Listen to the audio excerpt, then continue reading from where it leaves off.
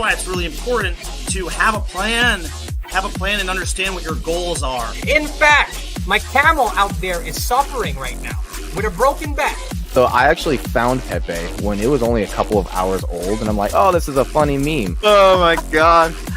Yo! Who is this degen? The old man is swing trading over years at a time.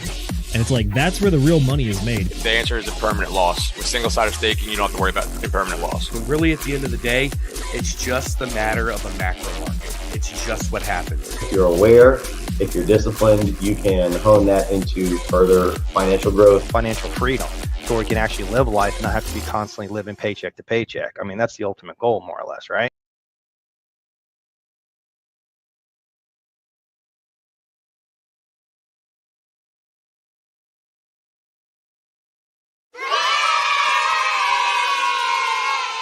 Ladies and gentlemen, boys and girls, crypto degenerates, ducks and squirrels, welcome to this special episode 90 of the DGen Roundtable. We're going to be summarizing for you guys some of the crypto news of the summer. My name is Will Stevenson. I'm going to be your host for tonight. I am joined by my good buddy. I almost pointed camera wrong side. Crypto camera this way. I'm joined tonight by our good friend Zenith. Zenith is one of our government and legal analyst experts over here on the DGen Roundtable.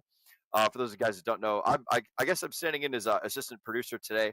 But when I'm not assistant producing, I'm an iron worker that travels the states building TV and radio towers and talking cryptocurrency and self-improvement and degeneracy to assholes and degens such as yourself. We like each and every single one of you. In fact, we love each and every single one of you. Shout out to all you guys out here. Oh, and I am peeking on the mic a bit. I should be a little bit quieter during my yelling sessions. But or just move it slightly farther away. Either one works.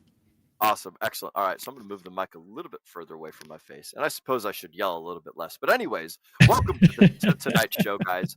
We've got some awesome articles here for you. And then I've also, in addition, so we've got four standard articles that we're going to cover for you guys. In addition to that, I've got some rapid fire news headlines that I'm going to rock and roll on through that way you guys can hear some of the cool, fun stuff that's going on in addition to some of the bigger picture things. So we're going to talk some gossip. We're going to tell you guys some campfire stories.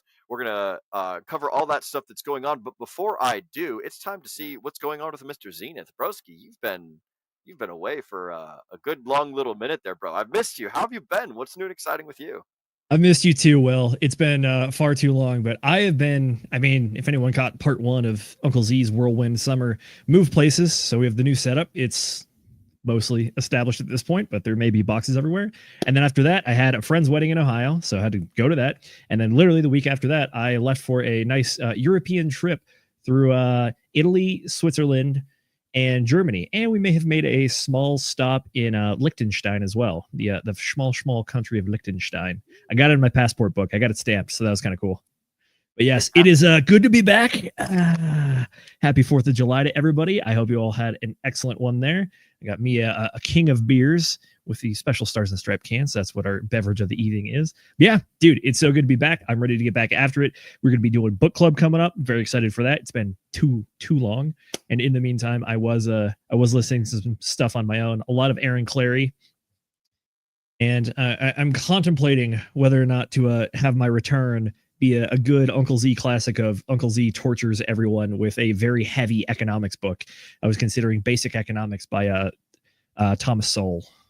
Bro, we've done almost 0 books on book club since you've been gone. I just want you to know that. I did cover Green Eggs and Ham with Nate and Cass. Excellent. Just like a couple days ago.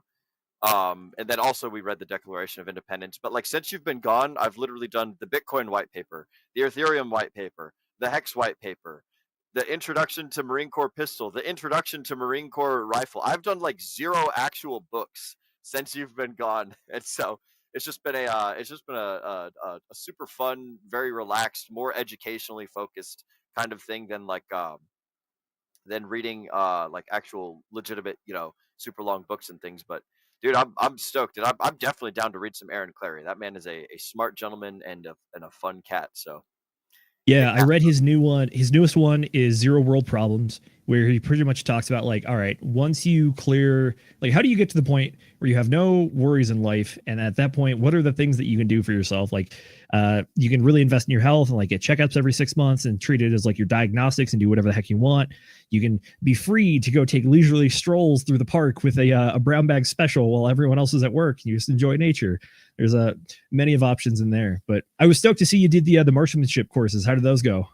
Dude, it was actually pretty fun. So I was a bit rusty, and a lot of my I thought that I had slideshow for rifle, and it turns out I only have slideshows for pistol.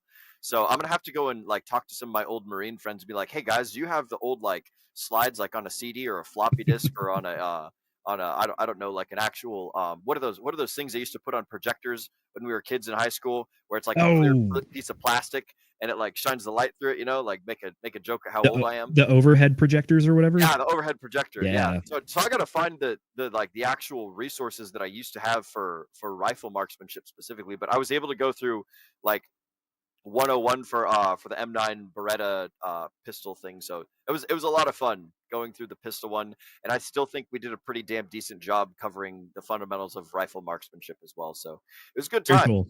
I was a little bit rusty in the teaching, so I got to like rejuvenate that that old sense and stuff. But it was good, man. So a lot of people probably learned something, hopefully. So nice. I celebrated 4th of July by buying myself a small treat. I'd always wanted to try out the Palmetto State Armory daggers, their little like Glock comparison thing, and they finally had the slide in that I wanted for a long time with the gold fluted barrel.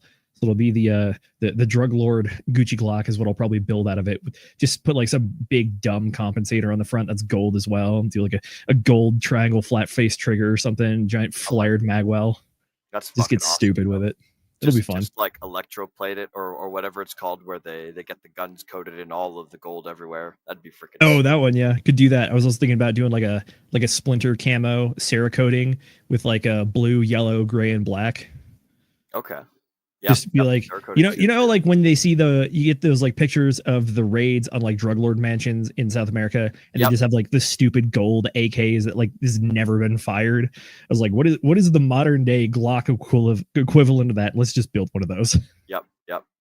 Bro, that would be fun as hell, dude. Like I love the tricked out, you know, trench gun art stuff, and I also love like the drug lord, you know, fucking gold plated, silver, chrome, whatever the hell kind of weapons. All the flashy stuff is super duper fun. It was either go down that route or try to really torture one of my friends. He's like a big historic like weapons guy, loves that kind of stuff. He's also just a shooter as well. And I was thinking like, what is the most cancer gun I could build that would drive him up a wall? And I was like, I gotta go, maybe one day I'll buy like a Sig Sauer and then do something really stupid, get like the rails under, get one of those, but then get a mount that you mount an optic on. And then I found that there's somebody that they made a sideways optic mount. So you just take a red dot and it mounts it sideways over it. Like this would be atrocious. And then go get like one of those Counter-Strike 2 charms, like a waifu charm, and dangle it off the bottom or something. But you got to do it to a Sig though, because the Sig people will care. Why is that? Why would you do it? What do you mean? Like they care? Like they get pissed off about it? From my experience, what I've seen in the gun community is that like the Glock people are all about modding and doing all that kind of stuff, but it's really like the Sig Sauer people are the ones that are like, oh, this is like so pure, the precision, and it's so good, and like this is like all optimized and streamlined, and it's like this is effectively the ray gun because it gives cancer to people who look at it who care. Maybe Boogie would be offended by it as well, or he'd think it's cool. He'd probably just think it's cool. He'd probably think it's cool. Boogie's a fun guy. Boogie has fun taste. I think he's doing a cool retro build right now. I think he's doing like a commando style, like Vietnam era M16 build, full carry handle. Oh, I think he got a part. Yeah, that's awesome. I think he showed me a picture of a parts kit he got for it. It looks dope.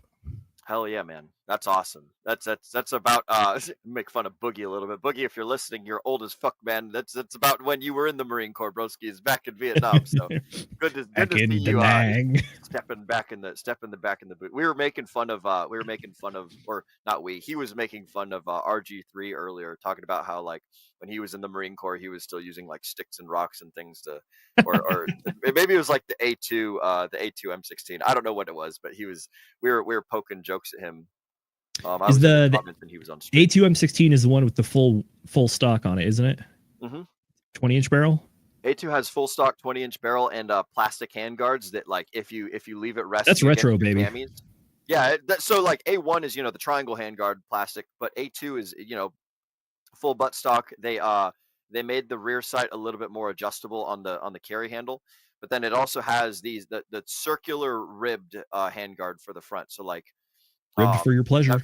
yep, ribbed for her pleasure. But if you leave them like resting, if you're wearing desert camis, and you leave it resting against your camis, and you're walking around, or you're like on patrol or some shit, then you get this like black smear, like right up against like your like right where the barrel's hanging, like in the hot and the weather and everything. So Oh, I think the Marine Corps fantastic. switched to the A4 at some point, between like 2005 to 2011 or something. When I joined, they were using the M16A4, which had the Picatinny rails, and you put like rail covers on the rails in the front. So I Yep. got no clue, but yeah, dude, I love me some guns. I love all the good stuff. And I'd actually seen, I think it was either Boogie or Jesse had posted in the DGen Roundtable gun chat that there's a homie who has started talking about like how the Marine Corps is changing to the total IAR system, the M27, the fully automatic one.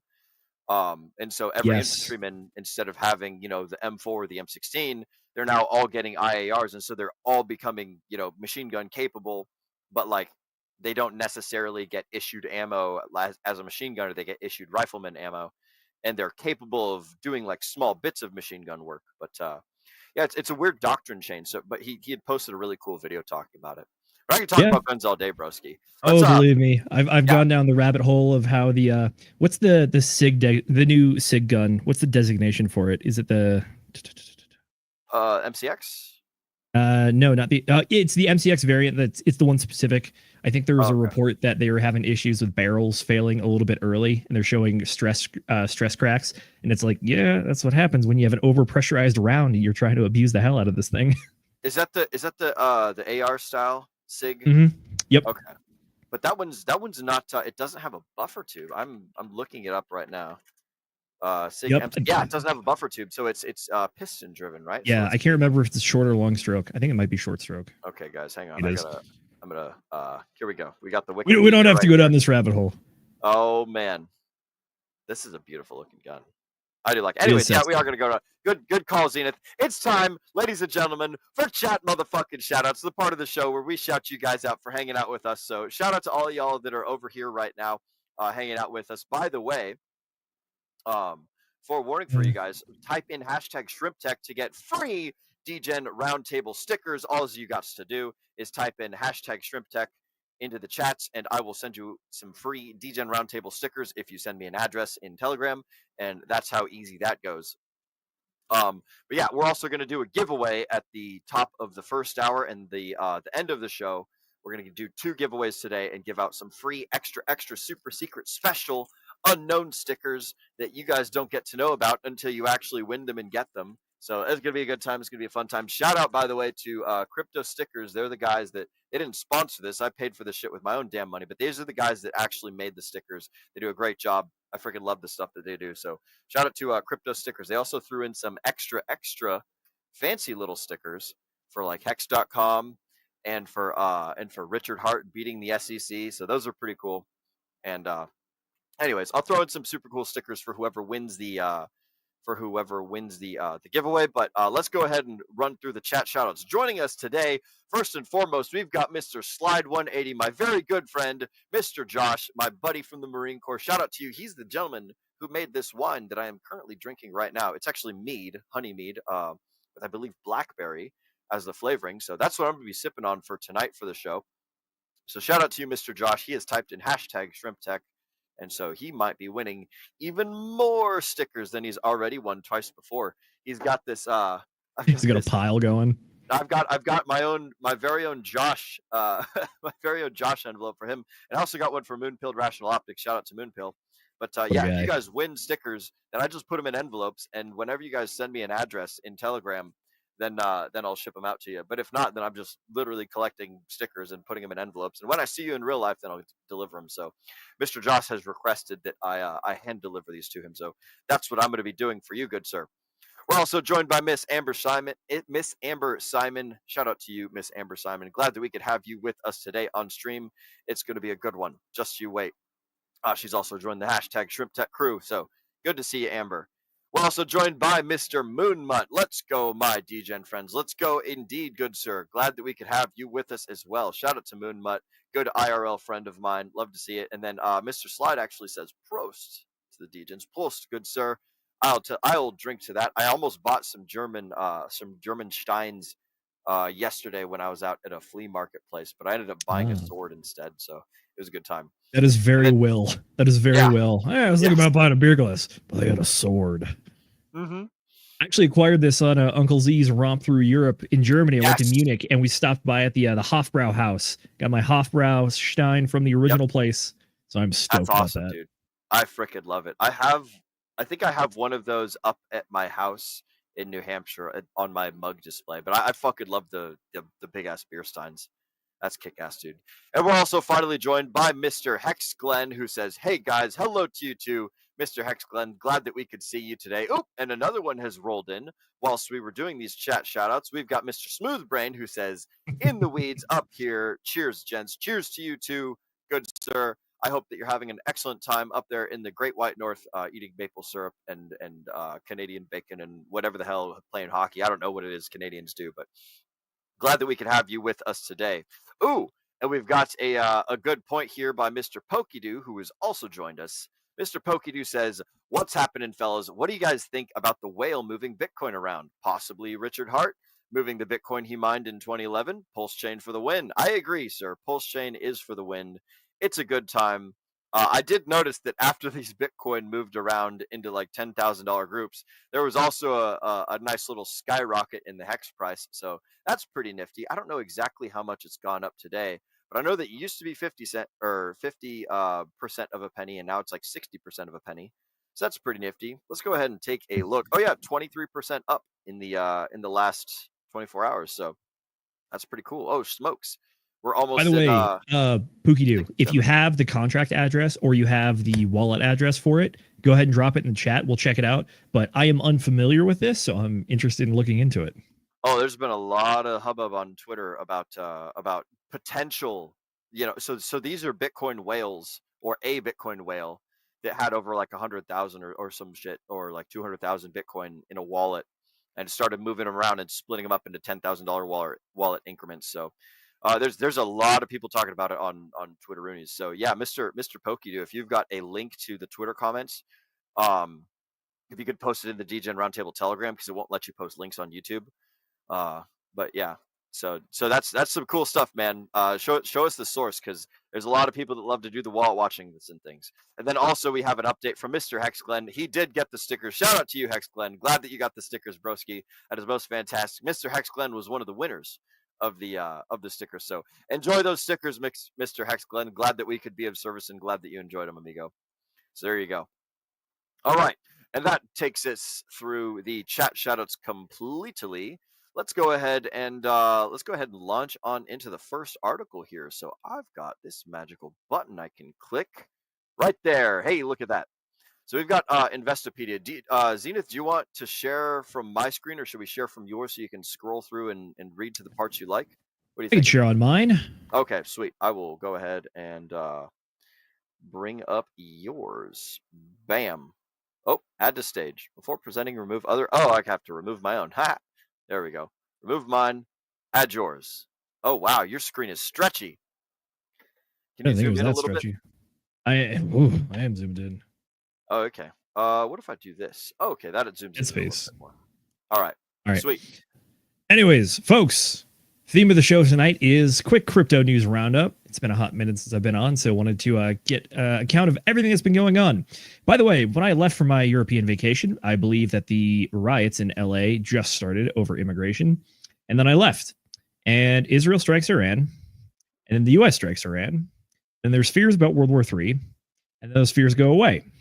And I don't know what the current news item is, but I was going to say, I go away for 2 weeks, and we pretty much, I don't know, it feels like the world moved miles and I was not there for it. But regardless, as far as the crypto markets go, I honestly don't think I missed that much. We had a bit of a dip down to Bitcoin, went all the way down to 98K ish, and then bounced back. I was getting some of the old Telegram alerts whenever I had Wi-Fi, so I did scoop up a little bit more of some tokens out there, which I'm very happy about. But outside of that, yeah, let's get into it. So obviously, we just celebrated 4th of July, which means the month is now July. Obviously, thank you, Zenith. But what that means more importantly for us is that we are getting closer. We're officially halfway through the year. And if you've been paying attention to the 4-year cycle, that means that we're still expecting that 4-year cycle. Or if you follow the 3-year and 11-month cycle, which I happen to believe is for the tops, that means that we're looking at early October, meaning we have, what is that, like 3-4 more months, three full months, and maybe a half month in there until we get to the predicted top. So with that being said, we could be expecting the crypto markets to be doing a lot, but at the same time, there's still a lot that's in the pipe that hasn't happened yet. So with that being said, let's get into it. From Investopedia. So first off, their key takeaways. Bitcoin treasury companies are becoming a dominant force in the crypto market. I would argue it's been that way for a hot minute, ever since January, 21st of 2024, when the ETF got approved in the US. A trend that analysts expect to continue in the second half of 2025. That's right. We also have ETFs in the pipeline to get approved for that as well. More spot crypto ETFs and crypto-related IPOs are also right out of the corner. I reiterate myself. And then Ethereum has lagged behind Bitcoin and many smaller crypto assets over the past few years, but some experts say it's not time to give up on the world's second largest crypto asset just yet. Alrighty, getting into it. Cryptocurrencies have gained greater acceptance in Washington, with Donald Trump establishing a strategic Bitcoin reserve and the Senate passing the Genius Act. Remember, the Senate has passed the Genius Act. It still has to go back to the House, and they have to reconcile the two different bills before it can be voted on and then sent to the president. They've also found favor with traditional finance. Spot Bitcoin ETFs net inflows in 2025 have totaled $14 billion through July 3rd, according to Farsight Investors. Bitcoin has also gained about 15% since the start of the year, outpacing the S&P 500's rise of 7%. It isn't far from the all-time high of 112,000 set in May, edging closer to the bullish year-end targets analysts set at the start of the year. By the way, the traditional markets are at an all-time high right now. When I think it was Uncle Donnie got in, was it the 23rd of January, I want to say? S&P 500 was about $610. It's now sitting at $625. And remember, this is also after we had the massive tariff dip that went all the way down to $480. So to pretty much do a 50% gain out of that, it's been pretty wild. So keep your eye on the stock market. It's been going gangbusters ever since we hit that bottom back in April. But outside of that, though, yeah, cryptos also have a bit of a run up as well. Similar dip to the S&P 500 there. I think tariff news is the one that really caused that. But we did make new all-time highs in May, and we are getting ever closer to it. We approached it in June, early June, the 9th, and then again on the 3rd of July. So markets are still going up for sure. And we got to keep an eye out about what that means for our 4-year cycle. But will Bitcoin treasuries go mainstream? The so-called Bitcoin treasury companies have been the talk of the town in 2025. A Bitcoin treasury company is a business that holds a substantial portion of its reserve assets in Bitcoin, often as an inflation hedge or in anticipation of Bitcoin's development as a global apolitical reserve asset. Some companies, like Michael Saylor's Strategy, formerly known as MicroStrategies, takes it a step further by actually issuing shares or debt to accumulate more Bitcoin. That's right. Michael Saylor, if I had my crystal ball tells me he's still buying and he's still holding and he's never selling. Gasp. Strategy has been at this for Strategy has been at this for years, but there are several new players entering the arena, including Metaplanet and 21. There are now an estimated 135 public companies that hold Bitcoin as a reserve asset. Quote, the later half of 2025 will mark a pivotal moment for Bitcoin's adoption as a treasury asset, driven by a convergence of global market trends, shifting corporate strategies, and institutional validation, from Stephen Cole. So I will say, I think that this one right here is the update. Everything else, this article is pretty much talking about everything that we've been talking about for the majority of this year as stuff that we expect to continue into 2025. But this one right here is a fun little stat. There are now 135 public companies that hold Bitcoin as a reserve asset. There are also some states that are looking at getting some Bitcoin reserves going. And I believe Texas was the one that passed the first one. I want to say New Hampshire is... Yep, Texas has got it. I want to say New Hampshire is either has it or is very close. And I also got news when I was traveling that Arizona yet again rejected their legislation for passing the crypto reserve. Is like, Bro, they just Arizona keep fucking up over there in Arizona. They like, well, I don't want to say fucking up. They're making decisions that I think are a little bit silly. I think it's not Kathy Woods who is the governor over there. It's the oh no, Katie Kathy Hobbs. Woods is Katie Hobbs. Katie Hobbs. Shoot, I'm trying to. Carrie Lake was the one that was running that I was super stoked for, and then she ended up losing to the other lady. Katie Hobbs, yeah. Yeah, but like they were talking about making a strategic reserve with all of the seized Bitcoin from all of the like crime stuff that like civil asset forfeiture and all that crap. So I'm not terribly fond of the precedent that sets, but it's like if you've already got the Bitcoin, like either give it back to the people that you stole it from in a perfect world, or like put it in a nice little strategic reserve to pump my motherfucking bag. So you can either give it back to the people, or you can give it back to the people. That's my own 2 cents. But I'm hesitant to see the government or hesitant to expect the government like giving anything to anybody simply because I want them to. So and by the way, the TLDR for the Arizona situation is, I'm sorry to everybody in Arizona that was really hoping to see the Bitcoin stuff go through, but the governor keeps rejecting the bill because she wants to see other legislation come through and says, nope, I'm not going to do anything you want until you do what I want. So she's waiting for legislation that she cares about instead of just passing what might be a good bill regardless. So the bill's kind of hostage to other political aspirations going on right now. But I do think it is still a very, very good indicator that they've been able to get it to her desk twice, which is something way more than most other states have been even approached, because they usually fail in some sort of committee or even subcommittee before even getting to one of the houses of their state legislatures. So Arizona, I'm sorry, but I will say this: you guys you blazed the trails pretty good, but then Texas kind of came in and stole your thunder after the governor decided she wanted to do other things. But that's neither here nor there. All right. Anyways, back to the article. Point number 1 in the article. This is really just emphasizing the narrative that traditional finance is getting into the space. We've seen the ETFs. There was $14 billion in inflows for the year of 2025, and we're halfway through now. That is a lot of money. That is a lot larger than some, than even like most crypto market caps. So that size money going into the ETFs, it's a lot. The unfortunate kind of thing is that in the Bitcoin market, Bitcoin is absolutely massive. I want to say Bitcoin market cap right now is sitting at about like $2.6 trillion. So 14 billion, it's technically not even one, I guess. No, it's less than 1%, I think. But at the same time, though, it is a substantial amount of money. And this is the stuff that we've been talking about for a long time, about what the market's been waiting for, what a lot of crypto communities have been waiting for. And the train's only accelerating at this point. I mentioned the 4-year cycle in the beginning because we're getting to the point where things are going to get stupid hot. We got to remember, things do go parabolic. And then once Bitcoin really starts going wild, and you see everyone and their mother, like Jim Cramer, shouting for $1 million Bitcoin in like 6 months or something, those are your top signals. Those are also when the rest of the market heats up even more. We're going to get it to the section of the article later on where it talks about Ethereum and altcoins, but that is the point where those things start to explode as well. So when we have traditional finance coming in, if things get even more hot, I'm curious to see what the experts in traditional finance do. Do they understand that it's a top signal, or do they also continue to double down and buy more now that they've been validated?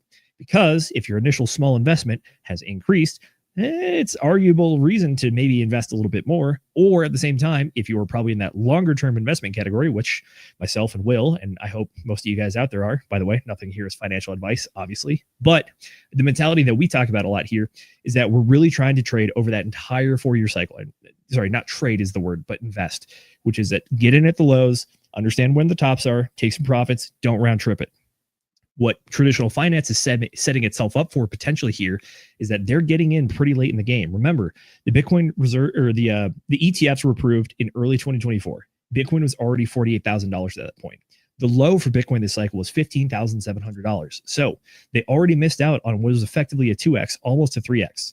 Granted, after the ETFs released, it did dip down to about $38,000 and then continued to run up to 74. So there's a lot of profit for them there. But now we're at the point where we have to wonder, how high is Bitcoin actually going this cycle? I personally think that 154,000 is a very reasonable target. I know there's also the Richard Hart target of 241,000. I do still think that it's in the realm of possibility, but that only happens if things get really, really hot and like stupid hot, which crypto will be heating up, as we've seen as part of the 4-year cycle, assuming the trend continues to hold. But at that point, I don't know how much more juice is left to squeeze for traditional finance once it's already that high. But at the same time, though, it's a precarious situation, because the downside of it is that if it goes poorly, is that they get in at the top, see it go down all the way to the bottom. Traditional finance does not like risk. So that is a lot of potential downside risk. And if they take that kind of a wash, well, they're either never going to sell and just adopt Michael Saylor's strategy, or they're going to pretty much disown it and just swear it off and call it a scam and whatever, and just do the typical runaround that we've seen. But traditional finance getting in has been the narrative this cycle. So we got to continue to see what they do, because that is the size of money that can actually move the market significantly. Retail investors are great, but let's be honest, we are not all as rich as like BlackRock, even collectively, all of us combined. BlackRock still blows people out of the water just based on size. Dude, I was looking at the sizes of the BlackRock Ethereum ETF and just how much ETH they own. We were looking also, Brendan and I, for one of the other DGen Roundtable Sunday news things, and we were talking about, the SharpLink ETH Strategic Reserve, the Pulse Chain ETH Strategic Reserve, all of these other companies, the Ethereum Foundation, they've got, in the couple hundreds of thousands kind of thing looking like over there. BlackRock has over 1,100,000 Ethereum in their ETFs. So it's like, that's what's going on over there. They own 42% of the market share of all of the Ethereum ETFs. And like, I don't know how much of the Bitcoin ETFs like they own percentage wise, but they are the big money. They are the big players. And so they've got a lot of stuff. And who knows what the fuck these prices are going to do. I do think that all these pie in the sky numbers that are being thrown out are a little bit of a campfire story, like from everyone involved, right? And again, I don't know what the fuck I'm talking about. But like, there's going to be a lot of people calling for a lot of big numbers. Michael Saylor's like, oh yeah, by 2030, like Bitcoin's going to be $1 million, and it's like, that's 5 years from now. That's next cycle. Like, what do we have to do in order to get down low enough to go up that high, to get down, to go up, to get high? Or are we going to do the Axis Alive theory, where it's just Bitcoin just kind of does this slow upward creep, and we don't have a bear market, right? Like, who the hell knows? Who the hell knows what's going to happen? But there's definitely a lot more large players hopping in, and with large players comes large player price fluctuations. And so we'll see if they're able to keep the price up, if the market makers, keep that Bitcoin nice and high, or if they allow it to fall down to pack their bags even more, or if they just crash the whole market and say, fuck it, we're done with everything. So I don't know, man. It's true. But to by the way, I have a fun little stat here for you. By the way, yes. This is one of my favorite resources that I look at a lot. This is CoinGlass. It's free. You can use it. I don't even pay for any of this stuff. It's free. Might be cool to pay for it, but this is all you need right here. Bitcoin ETF overview, total assets under management, $138 billion with a B. And if you come down here, here's the flows. So this is the net inflows. Any day is red is an outflow day. Any day is green is an inflow day. Over the last, going all the way back to, what is this? April 17th, we have seen a lot of inflows, and it has only continued. One of the interesting notes that I'm personally looking at here is that we do have outflows. Keep in mind, ETFs operate on traditional market hours, so this only shows data from Monday through Friday, as opposed to crypto, which is 24/7, baby. But over pretty much since early June, it's been a lot of inflows, and these are some pretty decently sized candles as well. Like this one right here, $588 million in that day. Next day, 547. Oh no, it only dropped down to 226 million, back to 500 million. Like, this is a good chunk of change coming in, and this is where we see what the ETFs are doing. And pretty much the ETFs have been buying, and they've been buying decently heavy for like three months now. Man, it's been a while, bro. They've been going ham. It has been. I wouldn't be able to tell you the month count, but I see more green than I see red. A lot of green. Yeah, a lot of green, baby. By the way, you can also come over here and check out the Ethereum ETF, and bit of a different story. They're graph is a lot less visible, but you can still see it here. I will say Ethereum has been looking pretty good, but similar story starting in late April for Ethereum as opposed to early April. See a lot of net inflows. Although Ethereum is a different story because the prices had a very different pattern to it. But overall, seeing a lot of inflows on the Ethereum side of the house too. So something to keep an eye on. Mm-hmm. Absolutely, I like it. But all that to say that like all of these ETFs and all of these treasuries, it is one of the leading narratives right now. So be careful with that information. You know, the thing that it does is it boosts everyone's confidence that this thing is going to keep going, right? And that'll be true for a while until it isn't.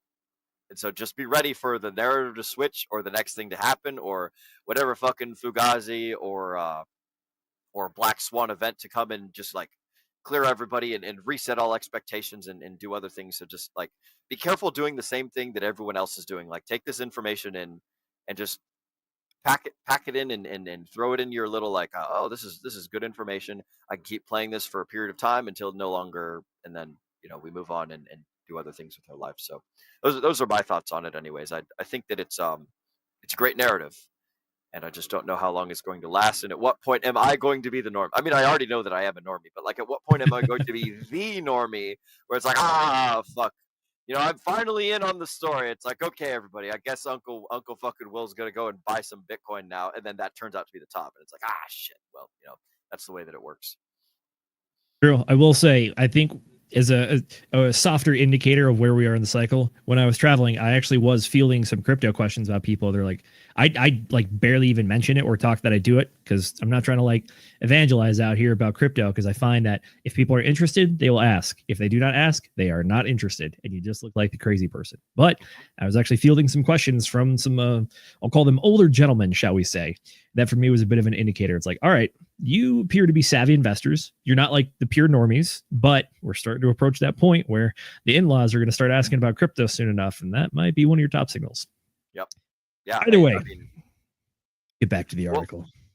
I want to touch on Yeah. Oh, sorry. Go for it. That real quick. It's like, it is important to talk to people that are like interested, and what you're alluding at reminds me of the book, The Wolf of Wall Street, where he's like, hey, sell me this pen, and the first thing the guy's like, hey, do you want a pen? And he's like, I don't know. And he's like, oh, I'm not gonna fucking sell you this fucking pen then. I only sell to people that want to buy. And it's like, oh shit.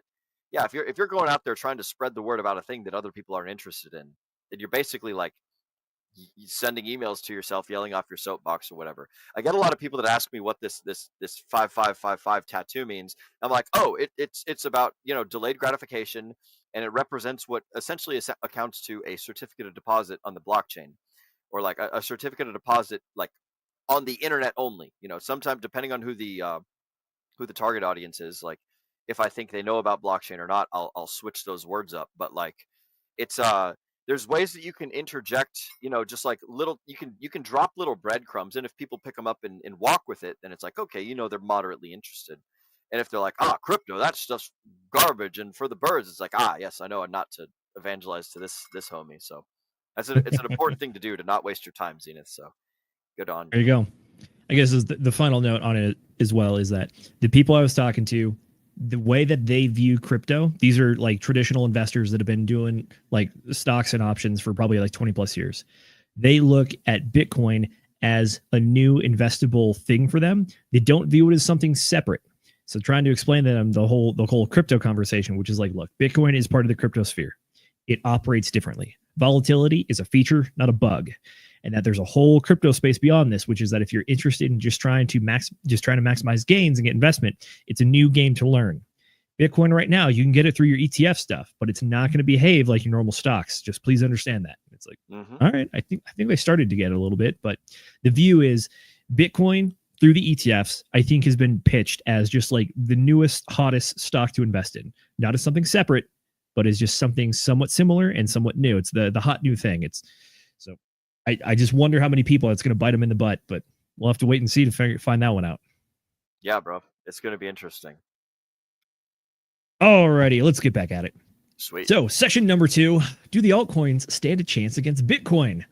Some have wondered if Bitcoin treasury companies will sap demand for smaller, more volatile altcoins. Quote, demand for altcoins has historically stemmed from two main sources: beta exposure to Bitcoin, aka just like secondary exposure, and two, differentiated use cases that Bitcoin's blockchain doesn't fulfill. This is from David Lewant, head of research at FalconX. What we're seeing now is that the Bitcoin treasury companies and broader access to instruments like options can meet that first demand more efficiently and with less friction. However, Lewant says Bitcoin treasuries only satisfy some of the criteria that drive demand for altcoins. He also cautioned that, quote, the cycle is likely far from over, end quote, in his view, and there is still time for certain types of alternative crypto assets to shine. Altcoins with a strong and distinct fundamental value proposition still have plenty of room to perform. Regulatory shifts such as the crypto market structure bill and a more permissive stance towards decentralized finance, aka DeFi, experimentation could unlock powerful new trends. I like this section because it asks one of the big questions that we've been asking all cycle, which is that it has the demand for Bitcoin been largely sucking up the rest of the demand for the altcoin space. Bitcoin has been the big winners of this cycle. That's kind of undeniable. Altcoins have had their time in the sun as well. But overall, though, if you look at the charts, you look at the trends, Bitcoin is the strongest trend by far. That's why the Bitcoin dominance continues to keep rising. Meanwhile, a lot of the other altcoins are either chopping sideways or even bleeding a bit. What we're asking here is trying to figure out what is the reason for it. So they talk about the two different ways. Number one, people want more. They like Bitcoin and they want more of it. They want more exposure to it somehow. So they look at altcoins as a way to do that. Number two is that they're looking for an actual use case for crypto that Bitcoin does not fulfill. I largely think that number two has not been the case this cycle. In the previous cycles, we've seen that DeFi has had massive summers. People have actually been using it, adopting it. The Ethereum network gets crazy busy. Gas fees go through the roof. That's because people are actually using the actual DeFi tools. What we've not been seeing this cycle is that. A lot of the interest is still squarely on Bitcoin. And again, I'm going to keep harping on it. It's largely due to traditional finance being risk averse, which is they want the best. They want the best asset with the least downside, and to them in the crypto space, that's Bitcoin. That's why they started with Bitcoin, and they really have not gone farther than that. Yes, the Ethereum ETF did get launched. There has been significant inflows. Yes, there are also plenty of other ETFs that are in the works right now. They're also looking to do in the Ethereum staking ETF. These things are still in the works, but largely based on the data that I've been seeing, number two of this question has not been fulfilled. DeFi is not actually getting the use that we would expect to see in order to start propelling those alternative assets like altcoins, other good L1s, DeFi projects. It's not been actually driving demand and use to those to really pump them to the degree that we would have maybe expected to see in a cycle like this. But what we've been seeing instead is that Bitcoin has really, really just been sucking up all the interest and a lot of the money. What do you think, Will? I do think that the Bitcoin is sucking up a lot of the interest, and I think the altcoins probably stand a chance. It's just the first part of the cycle where Bitcoin runs and nothing else does. You know, that's my copium answer because I don't really fucking know. Again, it's like I don't even think that's a copium answer. If anything, I think that's a very logical, rational answer, saying that it's the first part of the cycle. Although we're getting close to the end now, but. Always, first part of the cycle, Bitcoin always outperforms. That's why you see the Bitcoin dominance chart go up, because Bitcoin price rises faster in general over the longer term than the rest of the altcoins. Granted, there are those times when the altcoins outperform. We haven't seen that many of them this time around. I will say the only caveat to what you said there is that we're getting late in the cycle. So at this point, we really should be starting to see some of those altcoins really start to get up there as well, but we just haven't. Yeah, and like I think that because Bitcoin can only do so much. So when the people that get tired of the Bitcoin price action, and the 10-minute transactions and the whatever the hell, the people that actually like dive into it and nerd out and whatnot, when they get sick of the fact that you can't really do anything with Bitcoin, then they'll probably bleed on into altcoins, and they'll probably take their Bitcoin and they'll probably go spend it on altcoins. You know, it's part of the great 4-year cycle of life or something. I mean, we'll see what goes on. And I say probably, with a grain of salt, because again, I don't know anything. It's just happened several times before. So perhaps it'll happen again. I agree with you. I think that the use case for Bitcoin as like the peer-to-peer money that it was purported to be back in the early days, that I think that narrative has largely died out. And this cycle is one of the big nails in the coffin for that one, largely being that the reason traditional finance has gotten into this and the ETFs have been created is that they do see it largely as stores of value. They want these things to gain value over time and not lose it, even though crypto does that every 4 years pretty much. But this is the kind of stuff that we see for a shameless little self-promotion plug, which is we covered it in the book club we covered a few weeks ago, which was Hijacking Bitcoin by Roger Ver.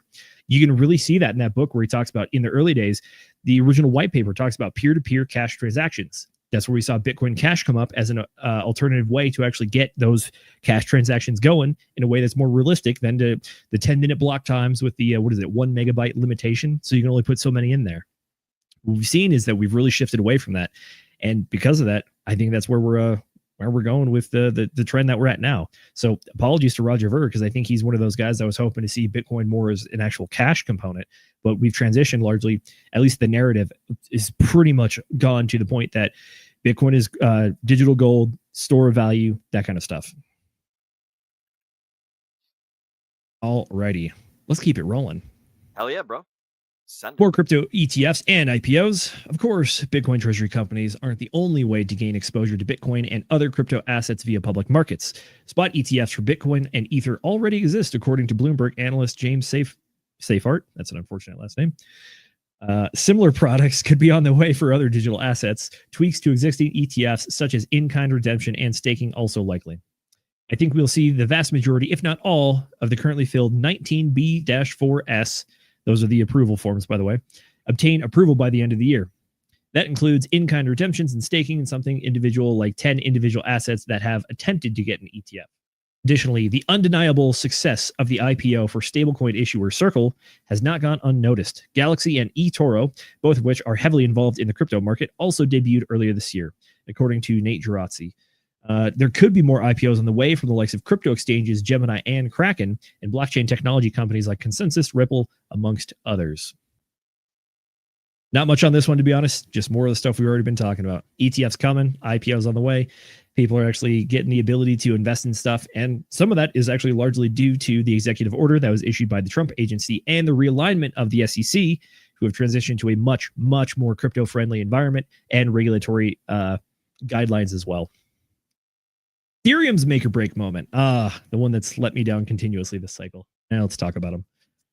Finally, Ethereum, the native cryptocurrency for the Ethereum blockchain and along the second largest crypto asset behind Bitcoin, may also be at a critical point in history.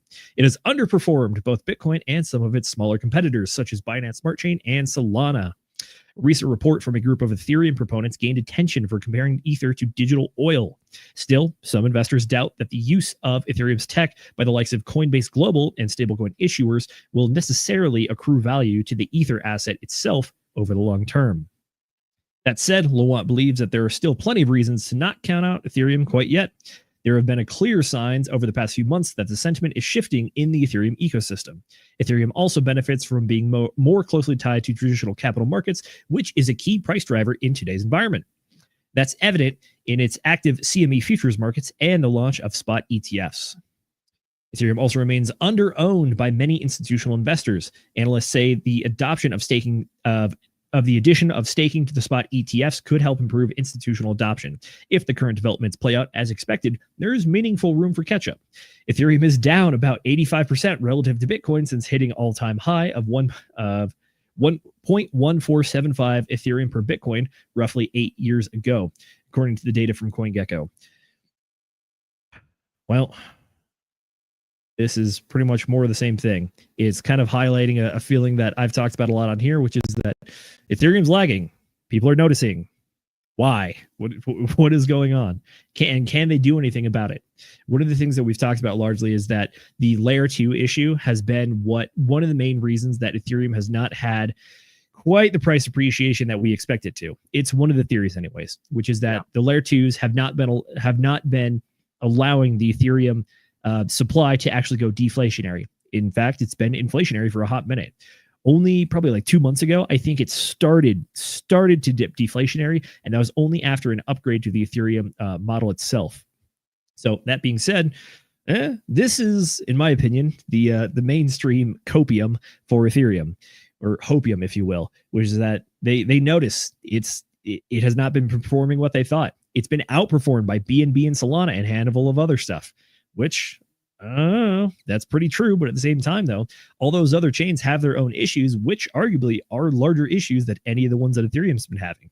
The Ethereum issues are not fundamental. They're really just use case or market forces, which is that due to their own internal structure and the L2s being able to operate without using a whole lot of Ethereum, that's what's going on there, as opposed to something like Solana, which still does have technical issues for their entire blockchain going down somewhat periodically.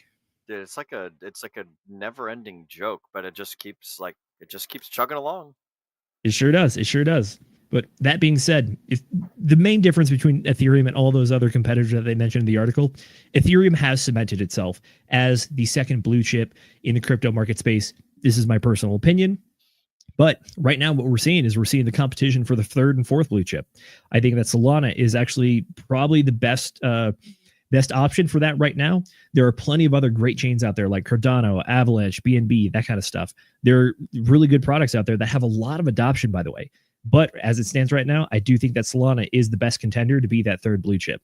I personally want to see some more technical improvements, and I want to see a little bit more price performance from Solana to really solidify that. Notably, with the price performance, I want to see that Solana does not dip as hard as it does once we get to the bear market next year. I think, though, that will be one of the indicators that it's really starting to cement itself as that third option. But yes, by the way, Moonpill's Rational Optics, I see you. We are back. Glad to be back, my man. We are indeed. Zenith is indeed back. One of the things I want to quickly mention on the subject of Solana is that, like, we're learning more and more that that a lot of things in life are just about marketing. It's just about how many people know about it. It's about how many people talk about it. It's about how much mind share, how much attention span does it like occupy in the world. Like, shout out to Sami. I shout about almost every show, but like for real, when he talked about Metcalfe's law and how everything in the cryptosphere is a function of the network effect, where it's like when you have 4 people, right? The network value is 16 because each one of those 4 people can interact with each one of those other 4 people. So it's 4 squared, right? And then when you have 10 people in a network, then each one of those 10 people can interact with the other 9. And so you have the value becomes 100. So the Metcalfe's law originally applied to phone systems, to phone networks. So like if you were on AT&T or Verizon or Sprint or Bell, whatever the hell, like the more people that were on the phone network, the more valuable the phone network became to advertisers, to people that pay for that sort of thing, that to like the price of folks doing all their other stuff. And we're finding this more and more in the cryptocurrency sphere, is that the more people know about the thing, the more people that are talking about the thing, the more people that are interacting with the thing, the more valuable it gets. And I personally think that you can I personally think that you can keep like expanding this idea out to things past the cryptocurrency sphere. You can move it into like politics. You can move it into sports ball teams. The more people that love the Yankees, the more valuable the Yankees become. Like, think about how the Yankees compare to your, wherever the hell you are, little hockey team or your local paintball team or whatever. The more people that know about a thing and think about a thing and actively put their attention into the thing, the more valuable it becomes. So with Solana, doesn't really matter that it's ran by 14 people sitting down in Hillary Clinton's cafe, their little internet cafe, working off of one server that keeps going down. It's about how many people are talking about it, how many people are looking at it, how many people are actively thinking about Solana versus Ethereum, where all of the actual tech is, where all the actual protocols are. There's not a lot of people talking about Ethereum. There's not a lot of people that are gambling over there, that are getting excitement, that are feeling something about it. You got a lot of people feeling things in Bitcoin world. You got a lot of people feeling things in Solana world, whether it's crazy highs or crazy lows.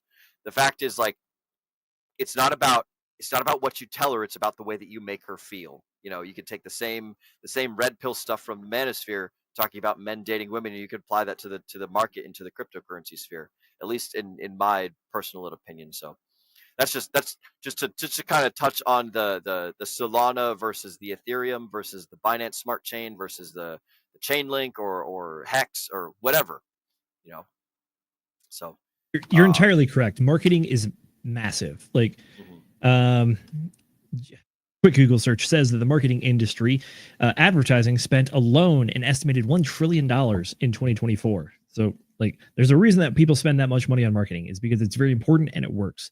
Like you mentioned, I think Somi is actually a very good master of this. His think largely his success is due to the fact that he just has that he has it. Like his personality, the way he presents, it's that. But also it's the marketing that he attaches to it. The way that he markets all the different stuff that he's talking about, the way he's giving nicknames and the attitudes and the narratives and the talk and the hype. Like that's why that stuff works. And it's been working for forever. And I imagine it's gonna keep on working. So until there's a fundamental change in the way that we do marketing, we're gonna keep on seeing what we got. And well, applies to the crypto stuff too, like you just said. So the market's got to market their stuff better. I think Solana has really good marketing, in my personal opinion. I think Ethereum does not have great marketing. And I think that might be one of the fundamental issues. But at the same time, though, I do think that action matters. And the action that we've seen is that money goes into Bitcoin. Some money goes into Ethereum. Way more money goes into Bitcoin, though. Yep. And one of the things that we're excited about, and we've mentioned this like 3 or 4 times here on stream, myself and Brendan, and I know you guys have talked about it or at least mentioned it over in Walk the Block, is pay attention to SharpLink. SharpLink is becoming the new micro strategy for Ethereum, where they're taking in people's money, they're using the money to buy Ethereum, and then they're paying back their investors over X, Y, and Z time period or vesting schedule or things of that nature. So, like SharpLink, their whole company's strategy is online affiliate marketing for casinos, for online, gambling retailers to get new customers in and to go make money in degenerate gambling. So if a company is moving from degenerate gambling marketing into degenerate gambling marketing vis-a-vis Ethereum, then it's like, oh, what an interesting coincidence that we have that these guys that just so happen to be experts for the last 13 years in making boatloads of money, getting people to go and gamble in other places, like now they're starting to buy Ethereum and they're starting to get with the times in that respect. Like they just crank out affiliate market. That's their whole thing, and that's what Ethereum really needs right now. So I don't know if that's what they're going to actually do with the direction that they're taking the company, but the fact that a marketing company is buying Ethereum to do the same thing that Strategy is doing with Bitcoin, like that makes me get pretty excited, and that's a fun little campfire story that I like over there. So. Oh, for sure. I think the MicroStrategy success story is a massive one. You can't deny at the same time, though, that it was a massive risk. When Michael Saylor did that, I'm pretty sure people tried kicking him out from the controlling ability of his own company. But at the end of the day, it worked, and they're actually pretty happy that they didn't kick him out. So now that we've seen that success story happen, I think people are looking at what are the next things we can do it with. It's gotten a lot harder to do it with Bitcoin now, but maybe something like Ethereum or even another crypto that has an ETF on the way could be a good alternative for that. Again, different risk profiles, but at the same time, though, it's worked once. Well, why wouldn't it work again? Yep. Absolutely. Speaking of things working once and things working again, I'm going to go ahead and switch over to some chat motherfucking shout outs because it's time for that next part of the show where we shout out you guys. Before I run all the way through the chat shout outs, I'm going to give you guys an opportunity to remember that we're doing a sticker giveaway on this show. And everyone who participates in the giveaway, whether you win the giveaway or not, you still get free stickers. These are the free stickers that I'm sending out to anybody who sends me an address. And Moonpill, I actually just found your address. So I realized that I've been sitting on this envelope for far too long, so I got to mail this to you, broski. I actually have your address, so I'm gonna mail you some free stickers because you won the other day. But ladies and gentlemen, boys and girls, I've got like free stickers galore. So if you just type in #ShrimpTech in the chats down below, like it says on the scrolling chyron at the bottom of the screen, and like it says right here in this chat that I will go ahead and pull up right now, type in #ShrimpTech. And then send me an address on Telegram, and I will get you these free Degenerate Roundtable stickers. I suppose I should go ahead and tell everybody what my Telegram is. So I'm going to change the scrolling chyron on the bottom of the screen. You guys should be able to see. Where is it? Banners. There it is. Okay. So this one right here, it tells you when we're live. It also says type in the #ShrimpTech. And then after that, it will say you guys can reach me at t.me/Will Stevenson. That's where you DM me an address to send these stickers to. It doesn't have to be yours. You can tell me to send it to the President of the United States, and I will send him some fucking stickers. But whoever types in #ShrimpTech, you have the privilege and the opportunity to tell me a random address to where I can send these fantastical stickers. And the folks at home, whether it's you or where it's your neighbor or whether it's a random office space, they can get some free DGen Roundtable stickers. And then the winner of the giveaway gets even more stickers that are super secret and super awesome. We've already got Glenn. He has received the stickers that I sent him. I got a message from Amber saying that she has received the stickers that she won. My buddy Josh's stickers are just sitting right over there. I've sent some to Marcus. I've sent some to Jemmy. Like, all the people that have won, I've sent them out some fantastic stickers, and they all seemed pretty stoked about it. So go ahead and type in hashtag ShrimpTech in the comments below for your chance to win some motherfucking stickers. And we will go ahead and get this giveaway rolling here because it is now the top of the hour. But before we get to that giveaway, we're going to go through the chat shoutouts. So Mr. Pokidoo says, I don't have it. I just thought it was interesting considering people were posting old videos of Richard talking about having 300 Bitcoin he mined for free in 2011. And it's Pookido. Pookido, by the way. Pookido. I would guess it's Pookido. The I before E except after C was what was throwing me off, I guess, there. But yeah, this was in response to us talking about folks mentioning that there were Bitcoin whales moving stuff around and also Hex price pumping. So who the fuck knows what's going on there? But that was one of the chats that we were covering earlier. He talks about in Richard I Trust. So that's pretty nifty. Real quick, before we get too far in the chat, shout out Zenith. What's your number one RH Core coin? I think it's going to be Hex. I like all of them. I think that they're all excellent, but I think that Hex it's my number one. I like PulseX. I think the buy inversion function is fantastic, and the actual PulseX application itself also works very well. Granted, there are excellent alternatives out there now, but at the same time, though, it is the OG, and it's the one that mints incentive token, which is the other one that people care about. So there's a lot of argument for that one. But at the end of the day, Pulse Chain was created to make Hex better. Hex is the original. It's got the product market fit the most, I believe, and that's why I like it. I mean, delayed gratification. Come on, hard to beat. I agree, bro. I'm right there with you. I'm a Hex man myself, and I've got the delayed gratification tattoo, so it's Hex 100% for me. So I definitely think that Hex is the best RH Core coin. But again, I've been very wrong many times in my life, so I could be wrong again. Who knows? We'll see. Sure. I'll ramble here for a bit as well. We talked about Hex, mentioned PulseX. Very good as well. Pulse Chain, the actual Pulse token, it's the liquid token. If you like Ethereum, you're probably someone that likes Pulse. I think that having a good gas token like that is great. Everything else built on Pulse Chain will use Pulse in some way, shape, or form. So there's a lot of use case there as well. I just think that when it comes to the actual use case, I think Hex is the one that really has the best one. But at the same time, though, all of them have it. The one that has the least, though, is incentive token. The original meme coin on Pulse Chain, if you will. If you want to talk about price appreciation, I think incentive token is the one that potentially has the ability to pump the hardest, largely due just to the supply, especially now that the supply, or the emissions rather, have been greatly cut. I want to say they got cut by 97%. So if anything, that's an indicator of how much is coming out of the market. These are good indicators for good pumpability, shall we say. So if you're into potential price appreciation, you want to kind of gamble on that a little bit, I think incentive token is the choice for you. At the same time, though, I think the community has thrown out a lot of different theories. I myself has also been one of them, which is that the incentive token could absolutely be used for something. You'd use the incentive token for, I don't know, the fabled Richard Hart wallet sacrifice or something like that. These are potential options, but yeah, incentive token, good meme coin. Pulse Chain, excellent gas token. PulseX, excellent swap. But Hex, that's the OG, baby. That's the OG. Yep. Hex is the OG. And remember, guys, we're some cool cats talking about some cool things here, but just keep in mind that everything that we talk about on the show is a bunch of motherfucking campfire stories, right? We're just some assholes on the internet sharing our feelings, talking about things that we think are true and correct. Now, are we going to be calling the market as it actually is? Probably not. But there's all sorts of things that happen all sorts of the time. So I definitely agree that I think that Hex is number one. That's what the community rallied around for 3 or 4 years without anything else. And these other ones were only introduced because there was a place in the market for them. But the OG in the community space is Hex, and there's other things that are supplementary to it. So it's kind of like the Bitcoin of Pulse Chain. It's better than Bitcoin, some might say. So I'm right there with you. Hex was originally supposed to launch on Bitcoin, but then did it on Ethereum. And by the way, if Hex also has the best secondary stuff you can do with it as well. which is that I love all of the products that people build using Hex. I think they're super cool, and they give more use case to Hex, which already has great use case.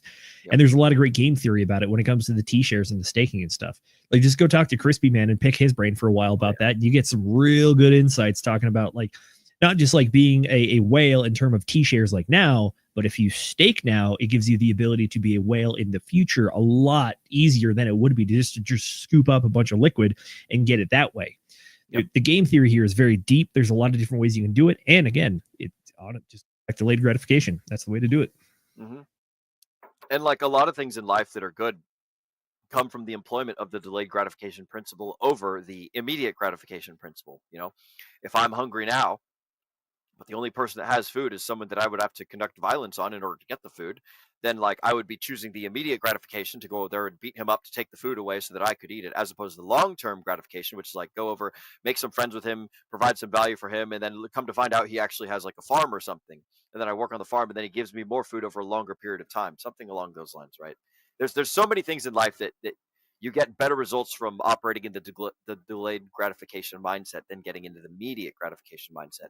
Imagine all the Bitcoin OGs that, like, you know, we're going to talk about this a little bit in the near future, but all the Bitcoin OGs that had, you know, 300,000 Bitcoin back in 2011, and they just decided to put it away and not do anything with it, right? You know, for the last, what would it be, 14 years, right?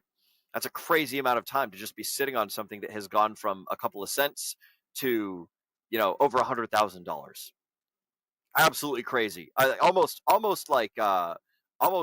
masochistic levels of delayed gratification at that point. But I think that's the sort of thing that really gets the troops rallied, and the type of people that engage in that type of behavior, the kind of people that I want to be around. So I like it. By the way, Moonpilled has a follow-on question here.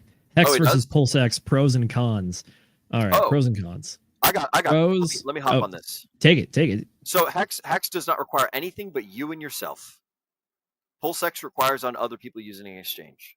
So that's my first and foremost, is like, you know, if people decide that they get tired of PulseX, then the buy and burn, that's the thing that like fuels PulseX, then it stops happening. Or it's one of the things that fuels PulseX. PulseX is you're taking advantage of everyone else doing action.